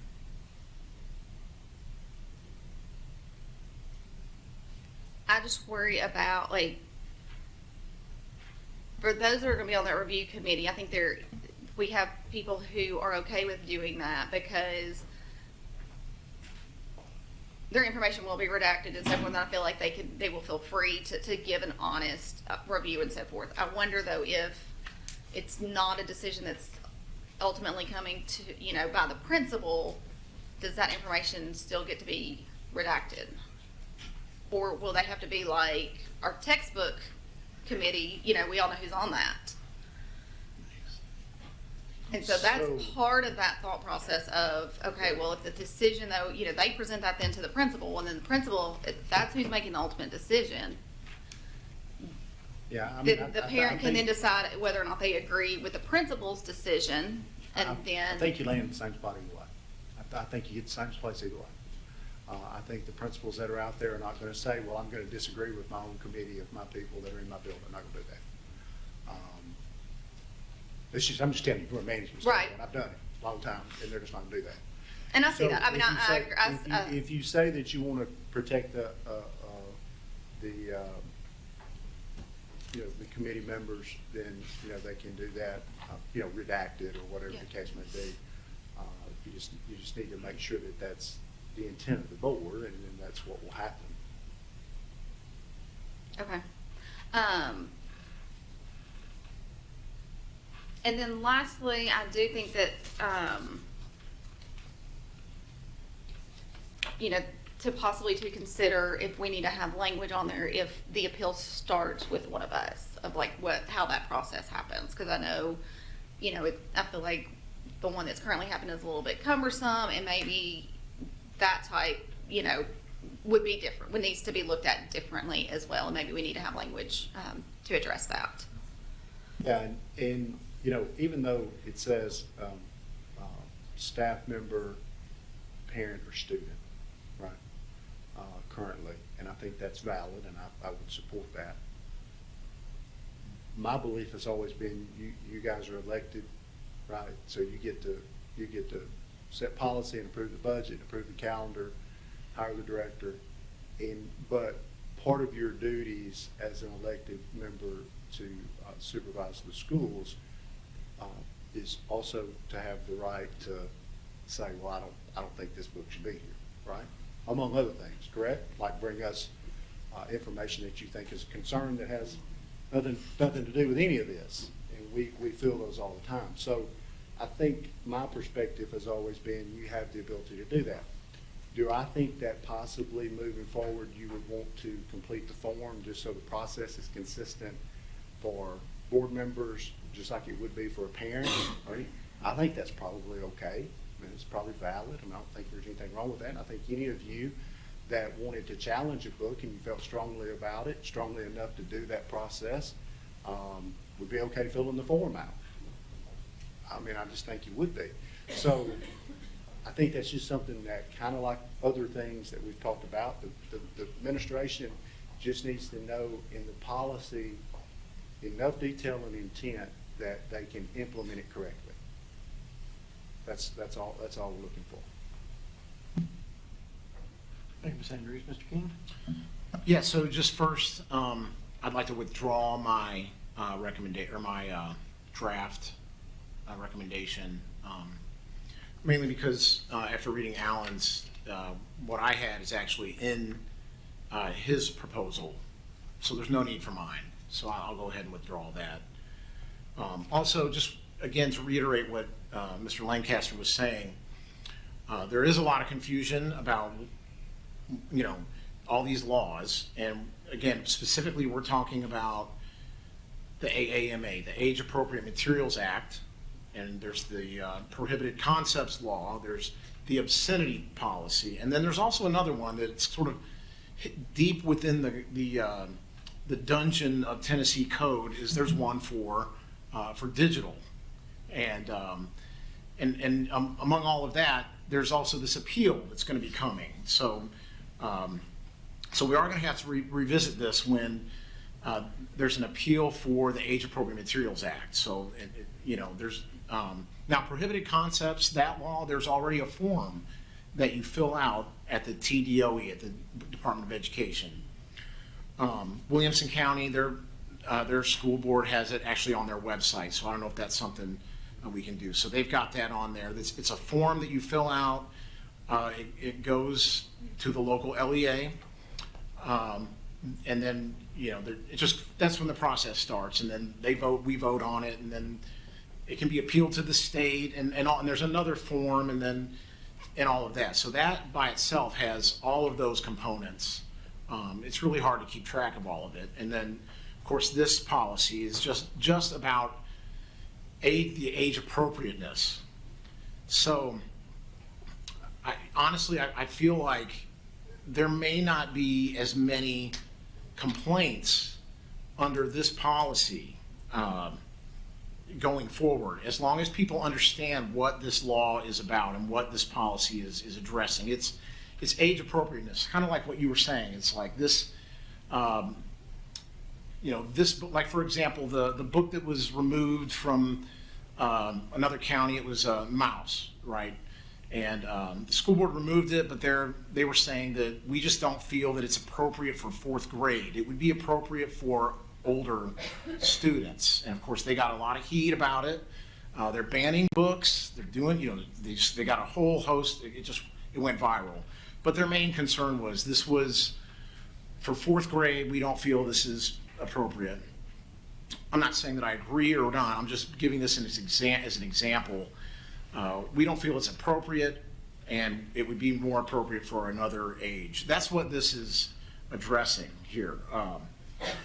And the other laws, the prohibited concept law that deals with very specific content as well. So it's going to be hard to navigate. In fact, I reached out to somebody at the TSBA, and they're actually creating a flow chart. So that's how complicated all of this is.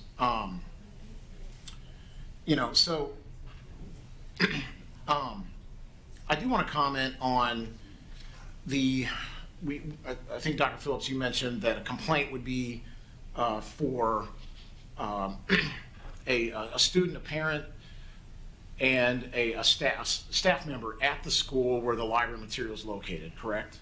I did not say that. Or you were mentioning something about that. Yeah. Yeah, but I think there's been some discussion about whether that means of that particular school or any school. Right. I think it makes more sense if it's the school their child attends. Yeah. Like it would be difficult, I think, I don't know, in my mind, it doesn't seem like if your child is attending Madison Creek, right? Yeah. But then you make a challenge to a book that you've never been to. Right. That seems like that would be odd to me. But I don't know that that's necessarily, Todd, I don't know that that's specified in the law. It is not, and sort of the intent of this policy is somewhat school-specific, but it was raised in one of the last study sessions that if the decision is made in one school to remove a book or restrict its access to some degree, there's some good policy would be to let other schools know about it. And so there was some discussion about trying to include that kind of language in one of these policies. Right. So our current policy allows anyone to make a complaint. Just like you said, someone with a kid at Madison Creek can make a complaint at another school, or someone who doesn't have kids in the school, maybe a grandparent, maybe they can make a complaint as well. And so my concern on that is if we're going to impose, if we're going to increase restrictions on citizens, on their input and their participation in the process, I feel like there needs to be a very compelling reason to do so. And in my opinion, we've had 2 book challenges recently. Prior to that, in another meeting, we had, I think I asked you, how many of these book challenges do we have a year? And your answer to me, and I think Jeremy also responded, was that this was the first one in years. Like this is a rare thing. This is for years. We can't even remember when the last one was. Is what I remember. What I recall from that meeting. So, to me, I'm not seeing a compelling reason to restrict who can make a complaint. And again, we don't ask those restrictions when we're collecting taxes. Okay, we don't ask for those restrictions when we request people to fund the schools. My opinion, and I think it's in line with if we believe in public education, it doesn't just stop at funding. It also includes the operation of the schools are of a public interest, and that includes the funding of it. We fund it publicly, and therefore how those funds are used are of a matter of public interest.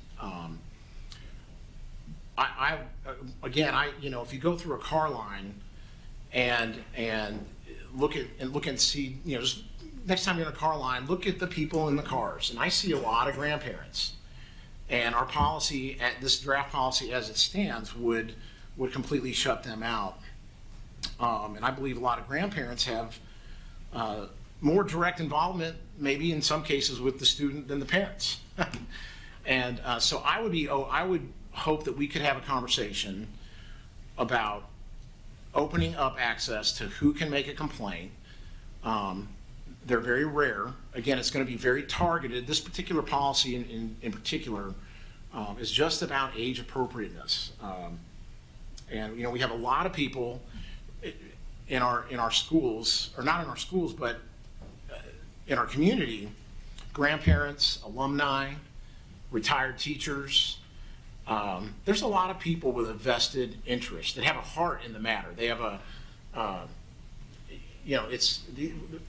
we all have, this is the next generation. At some point, they're going to be taking care of us, So I think that if someone is publicly vested, if they're a stakeholder, and we're asking them to fund our, without them, there'd be no salaries, there'd be no athletics, these are people that, if that funding stopped, the whole operation would cease. So I think on our current policy, I would want us to consider opening up who can make a complaint, and not just limit that to the schools. Because really in that, with that policy, the school is then functioning like a private school, without accountability to the public. And like I said, if we believe in public education, we have to believe the whole of it, and that includes its operation. And that means the public gets public input. They get to be and participate in the process. So that's one area I would like to see revised. One other thing, and this is just a question, and this is based on looking at the law. This is the Age Appropriate Materials Law. It's my understanding that, and maybe our board attorney, maybe Mr. President can answer this, but this new law, the intent of it, the actual wording of it, makes the school board the final decision maker regarding a challenged book. Now, we can spin it any way that we want, but I'm saying that at least the basic intent is it makes the school board the final decision maker. Is that my understanding? The language is that the board shall evaluate in accordance with the procedure that this board develops for that process. Okay. But ultimately, whatever it is, if it's a decision by proxy or we make the decision ourselves, it is the law basically is saying that the school board makes the final decision. Right. The school board evaluates the challenges, the feedback, the challenges to any book. Right. And what this law is saying is to create a policy and procedure for that process, for the board to do that. For the board to make that final decision. Correct. Okay. And the way this revised policy, we have Mr. Lancaster, and then we have another one that's similar. Yeah. Is, does this board want to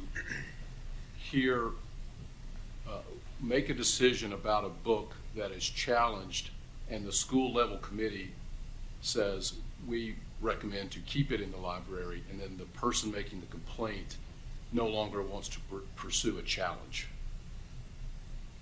Under the revisions that we just submitted for consideration, is the board would not then have any reason to look at that recommendation. If that person does want to continue to pursue that challenge, then it would come to this board for a final decision. Okay. If the committee's decision is to remove the book, that recommendation then would come to this board regardless of whether the person wanted to continue the challenge. Yeah. Because presumably, if the request was to remove the book, and that's what the committee recommended, there'd be no reason to challenge it. So it should automatically come to this board. So that's the way I sort of redrafted that provision in paragraph 8. Right. Paragraph 8. So, just a few thoughts on that. I'm looking at the law. The law does say that a procedure for the local board to receive and evaluate feedback. It says the local board shall evaluate each material. And then it also says that the board shall make the determination. So my question is, if we're doing a decision by proxy, in other words, we're allowing an ad hoc committee to make the final decision, and the language in this policy says that decision constitutes determination by the board with respect to that library material. That's a decision by proxy, and the board is not, that's occurring without us ever receiving any feedback. It's occurring without us ever evaluating it. In fact, there's no way that we could. And to me, that doesn't seem to follow the intent of the law. When I read the law, it looks like, we receive the feedback, we evaluate it. It says shall evaluate, and that word shall means that this is a definitive thing that we have to do. And then we make this, the local board determines. So how can we receive feedback? How can we evaluate the material if we are, and then then have a decision made on our behalf by proxy without us ever receiving feedback, without us ever evaluating it? It just seems to be kind of counter to what the law is intending here. Does that make sense? Yeah. So I think from an administrative standpoint, I'm going to let him speak about the law. Administratively, I think that's the reason that we were, through this process the last several months, have been trying to share the feedback from the building, from the school committee with the board. Mm-hmm. Because let's just take that scenario you just gave. You're going to be able to evaluate the book because you're going to know when a book's been challenged, right, at a school. And you're going to be able to see the feedback of that committee at the school level. Does that make sense? So, but that's only on an appeal, correct? No, that's on any challenge. We've done it on every challenge. So okay. You're going to see that feedback, and you're going to be able to evaluate on your own. You can look at the book, whatever. And my intent, kind of the way that I've handled, and what I just mentioned about my personal belief is that a board member has the right to challenge the material, right? So, you know, if you were in that process and you thought, well, that if it's banned at the school level or removed, then it's going to come to you automatically, right? If it's left in the school and you don't believe that is appropriate decision, us sharing that information with you like we have been, that is your evaluative process. Right. And then if you don't agree with that, then you say, I don't agree with that, I want to challenge it to the board. And you could do that even if the parent was okay with it, I think. I mean, you could still do that. That does lead me to a question of, in my mind, I think, Mr. King. right, so the way this policy stands, or the way it's written right now, only a current employee, parent, or student where the library material is maintained, only they can make a complaint. That seems to eliminate board members. Would that be correct? I think I mentioned that just a few minutes ago when I said I think. I may have missed that, I'm sorry. Yeah, I mentioned that a few minutes ago when I said my belief, and you can put it in there. Yeah. My belief is you're elected and you have the right to do that. So Okay. That's why I've taken them from you guys, because it's been pretty much my belief that we've treated that like you guys ultimately could make a challenge to any book, whether it was in any school anywhere. Okay. That I think So that would be, you've earned that right to do that. so that would be something we need to revise so that it doesn't get,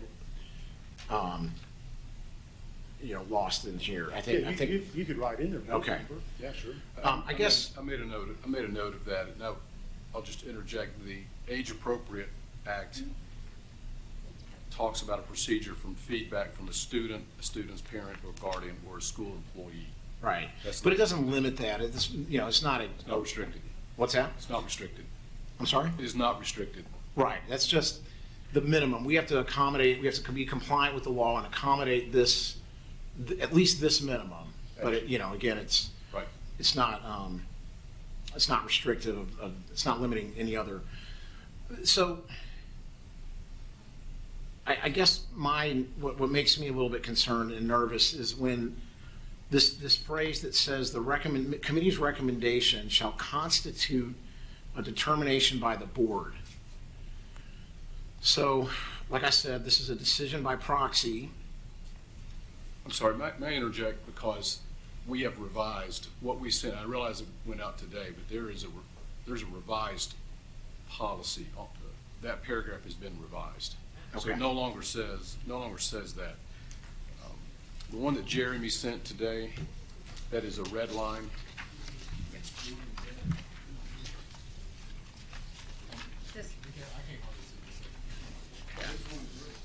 This one.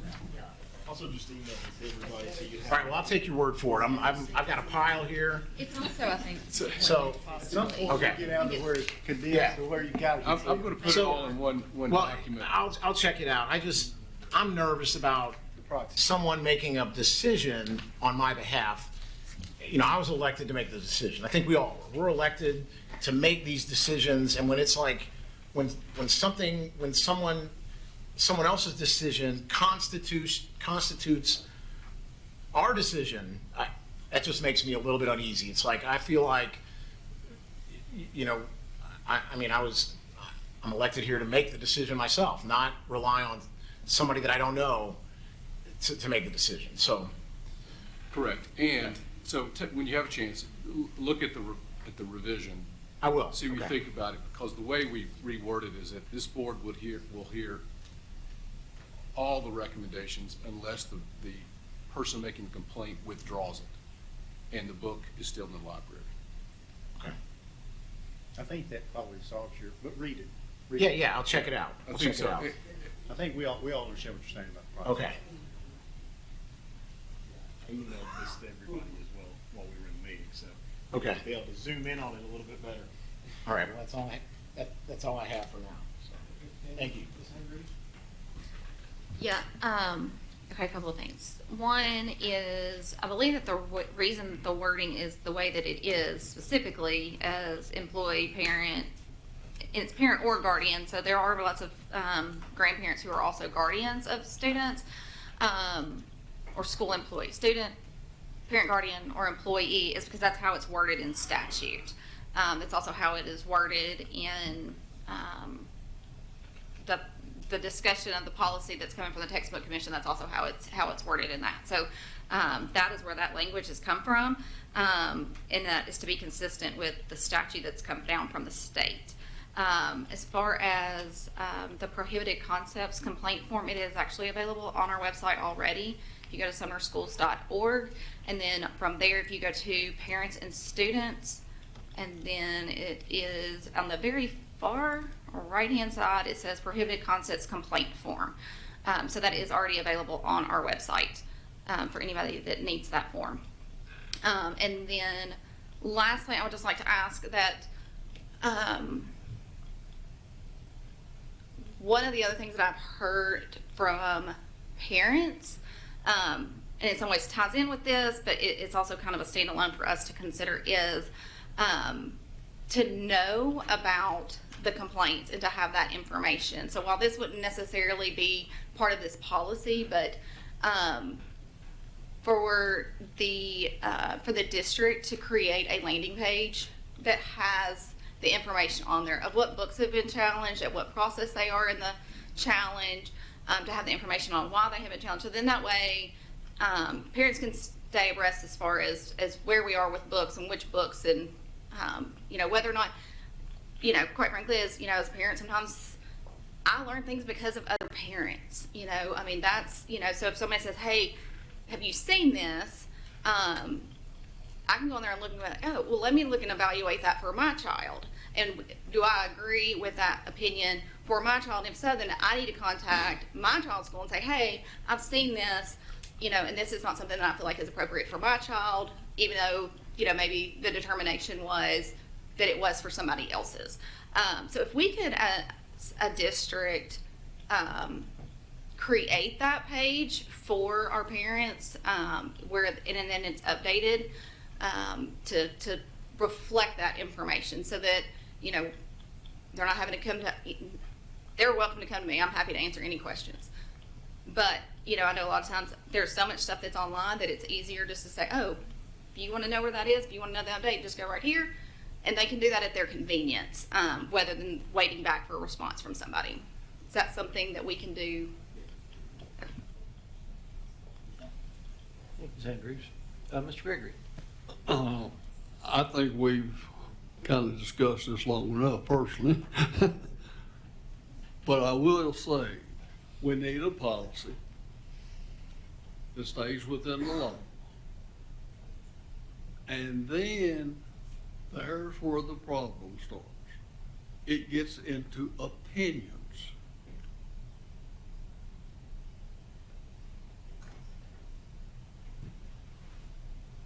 And we all have different opinions. I was speaking with a young lady today, probably 24, 25 years old. One of the most conservative people I have talked with in many years. But she has said, she's kept up with some of these. That there's not anything wrong with some of these. She didn't say all, but some of these books that has been brought before you. And she is the most conservative person, or one of the most conservative people I know. Talked to another person today, a few years older, who said his wife read some of these books that we discussed when she was in high school. And that's probably been, I'm guessing, 20, 25 years ago. Same books.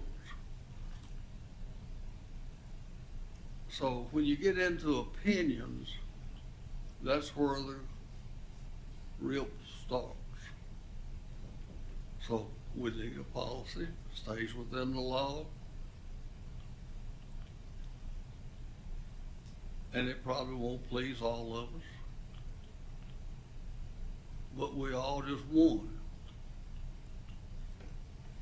Then we could work that out. Thank you. Thank you, Ms. Gregory. Mr. Lacy.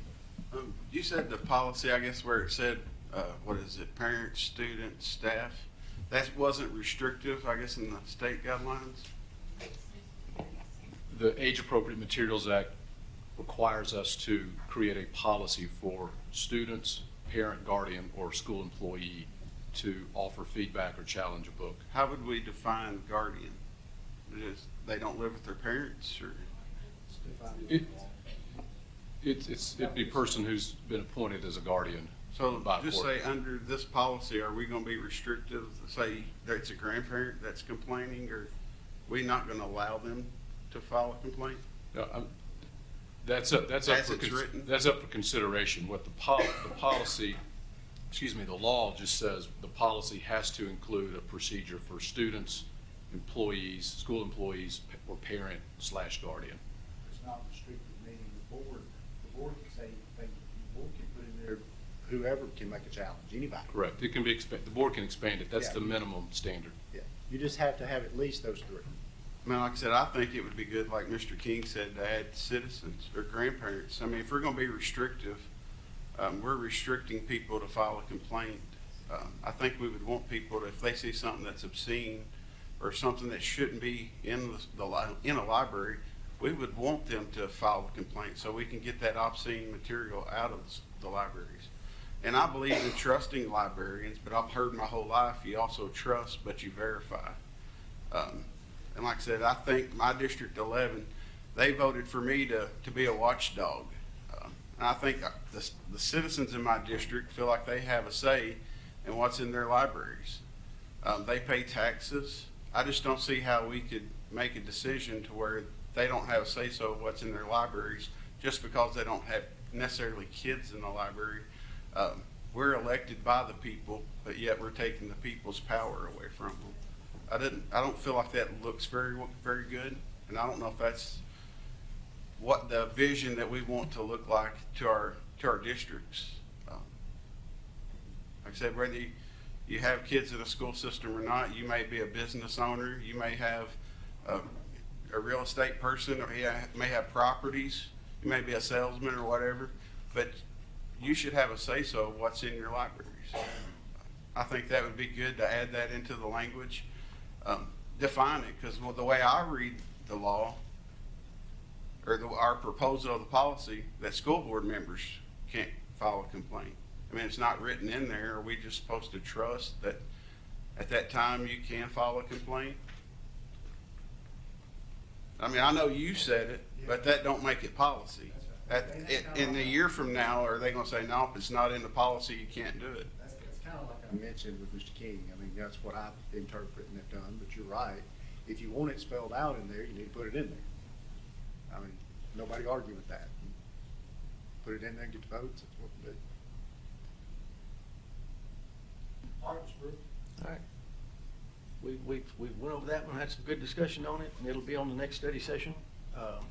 So the next item on the agenda tonight is discussion regarding a revision to policy 1.404, appeals to and appearances before the board. Mr. Lacy? Yes, I got it right here. I believe everybody's got a copy of it. I tried to give it, the chairman as much control, as much power as he needs to keep the meeting appropriate. I would really appreciate your guys' consideration for this policy.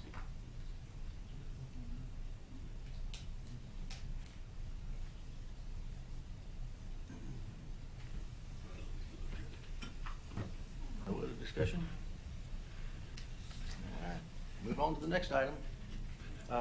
Item E, discussion regarding a revision to policy 4.301, interscholastic athletics. Mr. Brewer, I think E, F, the rest of these I think are either state law or changes to match what we are already currently doing, whether it's the search criteria you guys mentioned the other day. Most of them are model TSBA policies, but we can go through them one at a time. JJ can talk about them, or staff can talk about what the changes were that you know, most of this stuff we're doing already, okay? All right, so we'll just take them one at a time if you want to.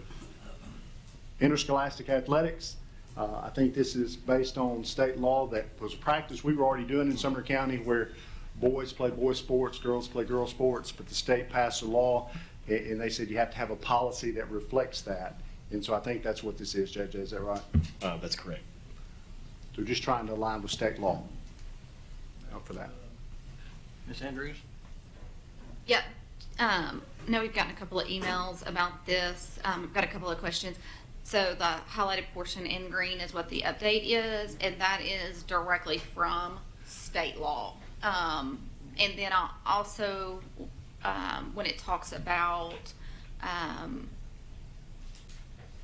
they have to participate in activities or events that align with the student's sex indicated on. So that is, because I had to get clarification, in sports where there is a sex designation. So for instance, if there's girls soccer, boys soccer, what's the other one? There was another one. It was like basketball. Yeah, I don't play that. So girls basketball, boys basketball, but football says football. So girls or boys can play football. Wrestling is wrestling. So girls or boys can do wrestling. So just to know that. So if there is a distinction is where this comes into play. And again, this is all verbiage copy and pasted from state law. Thank you, Ms. Andrews. Mr. Lancaster? Yeah, that exactly was what I was going to bring up, because I do know there is I know some girls who are on baseball teams that are beating up on the boys pretty good on those teams, and want to make sure that part was clarified, that girls can participate in like that. Baseball, it's not baseball, you have to play softball, because I've had a couple of and I said, I think that's the way it is, but I'm glad that you clarified that, because that's the way I read the governor's law as well. Thank you, Mr. Lancaster. See anybody else? Mr. Johnson? Want to go to the next one? All right, so file transfers came as everybody, so this previous policy and this one came as a result of, everybody will remember that we contracted with TSBA a couple years ago to maintain our policy manual. They do an annual audit of policies that we are either missing or language that needs to be updated for state law. This is a policy that we don't have that we need. It's essentially that, if you are an employee and you are aware that somebody committed a crime, that you cannot endorse them for another job or something like that, which is already current practice. It's just something we don't have in policy. And no discussion on that one? Go on to the next one. So this one you guys discussed previously when you were looking at your director search process. So these next two were put on at the request of Ms. Andrews just to clean up the policy, because we haven't updated our policies about this in a while. These are both TSBA draft policies.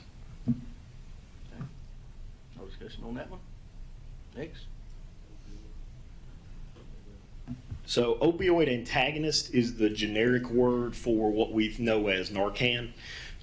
So previously we did not have Narcan available in our schools. We do this year. State law says that if you have Narcan, you need to have a policy that establishes how you use it. This is the TSBA sample policy. It is basically our district's protocol, so we've got it up. I think we sent something out. I think we sent something out when there was some discussion earlier. The sheriff had mentioned it in a meeting over the county. We're fortunate here. We have great people. Ms. Herron obviously is one of those folks, and she does a great job. We did this a few years ago with EpiPens when we were one of the first school districts to start stocking EpiPens at schools, just in case we had a first-time allergic reaction of a student. And then this kind of is part of that too. She's always out there. We did it with AEDs, and it wound up, obviously we've used them a few times in our schools, and one a well-known case down at the Station Camp High that was well documented, saving that young man's life. So this is just another one of those that she and her staff are always out there looking for ways to try to make us proactive on the front end to make sure that our staff have the things that they need. We hope we never use it, right? But that they have the tools available if they do need it there at the school. Mr. King? So this isn't about this item, but I started having some technical issues as the items were being called agenda items, and if there's time, I'd like to go back and just make a few comments about letter D and then letter H when after we finish this item, if that's okay. Highly unusual, but we'll. Okay, I was like in technical glitch mode. Yeah. So I'm now using my iPad for. So we're on the opioids. I just got a quick question on the opioid, and then we can jump back to whatever. Do we need to update, or I guess not update this policy since this is a new policy, but do we need to? It's my understanding our SROs carry the Narcan as well. Is that correct? I do believe that's our under have Narcan only, but they're not our employees. So since they're not our employees, then we would not put them in here. That's the only. They have a separate policy and procedure that manages them and how they use it. So I just didn't know if since they would be one of the people that would be administering, do we need to have that in the policy, or since they're not our employees? Yeah, they would fall under the sheriff's procedure. I don't want to. Yeah. Ms. Lancaster, Mr. King? I don't have anything to say about this item, so I'll go back to H. This was discussion regarding a revision to policy 5.802, qualifications and duties of the director of schools. I just had a question about that because in our current policy, it says a bachelor's degree, but then it says the board can add to this minimum as they want. Do we really need to have a policy revision like we have here? Doesn't that just the current policy, doesn't that I guess what I'm trying to say is, doesn't that meet our criteria that we just voted on? Why do we have, I guess my question is, why do we have to completely redo the policy is my question. To say doctorate, professional educator's license, experience and upper level, and so on, when our current policy says that we can add to the minimum of a bachelor's. It's like already there. That's what you're saying, same goes. So. Yeah, so the reason I brought this forward too is because the way our policy currently is, I believe it's all in one, but TSBA has it in two. It's just the way that it's set up, and it's quite frankly a lot cleaner, I felt like, and it was already going along with the practice that we have. We approved, last month what the qualifications were, and I feel like that's what should be part of the policy. Thing is, we're going through a director search right now. This is what our qualifications are. This is what we set it for.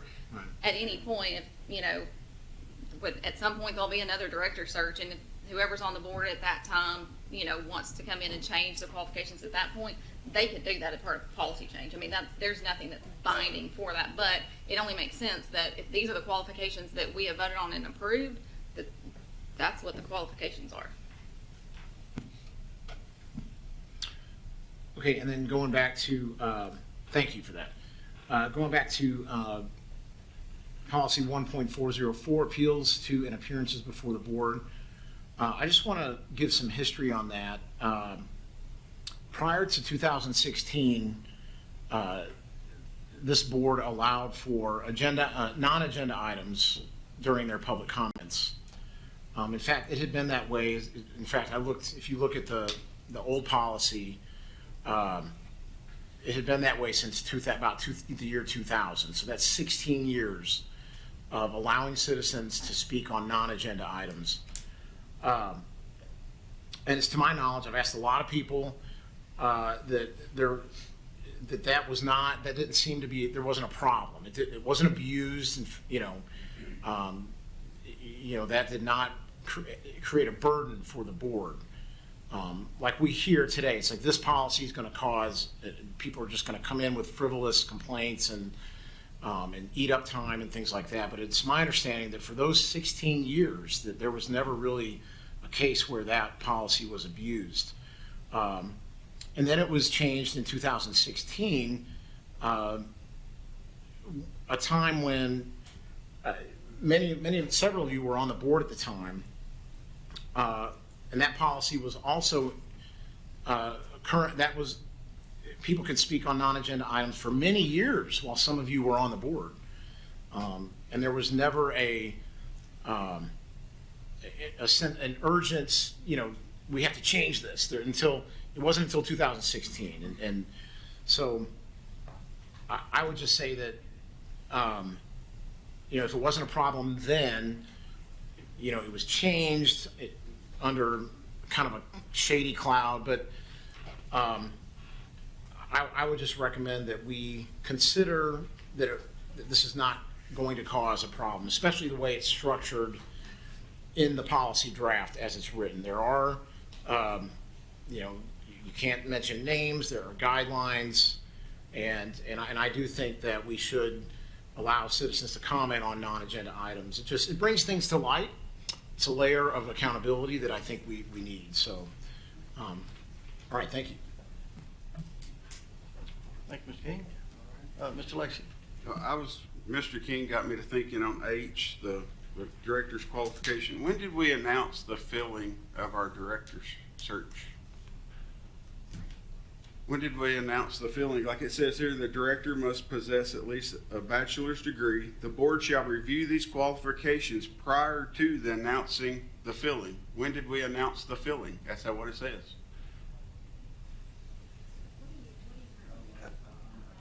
You don't. So in the old policy, it says. Yeah, the policy that we have currently. That's what I'm reading from. It says the board shall review these qualifications prior to announcing the filling of the director's position. When did we announce it? Do you mean from years ago? The current policy that we have in place today. I'm sorry. Under the minimum qualifications. So, you mind if I speak? So, I'm just not understanding what you're asking, so I'm trying to clarify. So I don't know that I know the answer. It's policy 5.801, current policy. Okay. So this is like what I was saying, where it says here that the board shall review these qualifications prior to announcing the filling of the director's position and reserves the right to add to the minimal requirement. Like I was saying, but it says prior to the announcing. Well, when did we announce the filling of a director's position? Did we do it before we set the qualifications, or did we do it after? We haven't. That's what I was asking. We haven't. I didn't know y'all voted on somebody for my replacement. If y'all have, I need to know. Is that what it means? Yeah, that's right. That means like when you vote on someone to fill the director's position in April or whenever y'all's timeline says you're going to do that, at that point you need to make sure that they've met those qualifications, and that's what you're paying TSBA to do. They'll screen all of those folks and make sure they have those degrees and things, and they'll present that to you. Yeah, I'm sorry, I was confused. That's what I was asking, because I was wondering. I had somebody come up to me, and they just felt like it would have been the proper thing to do to change this policy even before we kind of interviewed TSBA. Seems like we really didn't do this properly. TSBA sent an email out to everybody, I guess, that was recommended on our survey that we ignored, and said, hey, please apply after we changed our qualifications. And then a day or two later, they send out an email and says, well, if you don't meet the qualifications, don't bother applying. I just felt that was kind of rude, and we didn't really do this very appropriately. And I think it probably put TSBA in a bad situation. They'll screen, I think to your point, I apologize, I didn't understand What you're asking. But yeah, the filling portion will happen. TSBA will do that work and screen folks according to that. So that's how that. Thank you, Ms. Lacy. Thank you, Dr. Phillips. Mr. Wise. Thank you, Mr. Chairman. I believe we're talking about two different things, and I think we need to realize that. And first, I will say after the director's search is completed, we probably need to go back to that policy and revise that policy. The policy says the minimum requirements master's degree. Our search qualifications, simply for the search. The minimum qualifications is to hold a doctorate. Two different items. Policy, which needs to be revised. Search for our next director, qualifications. Thank you. Thank you, Ms. Myers. Yep, well, I would say that we're to the end of the agenda and we made it before 9 o'clock, so we're adjourned.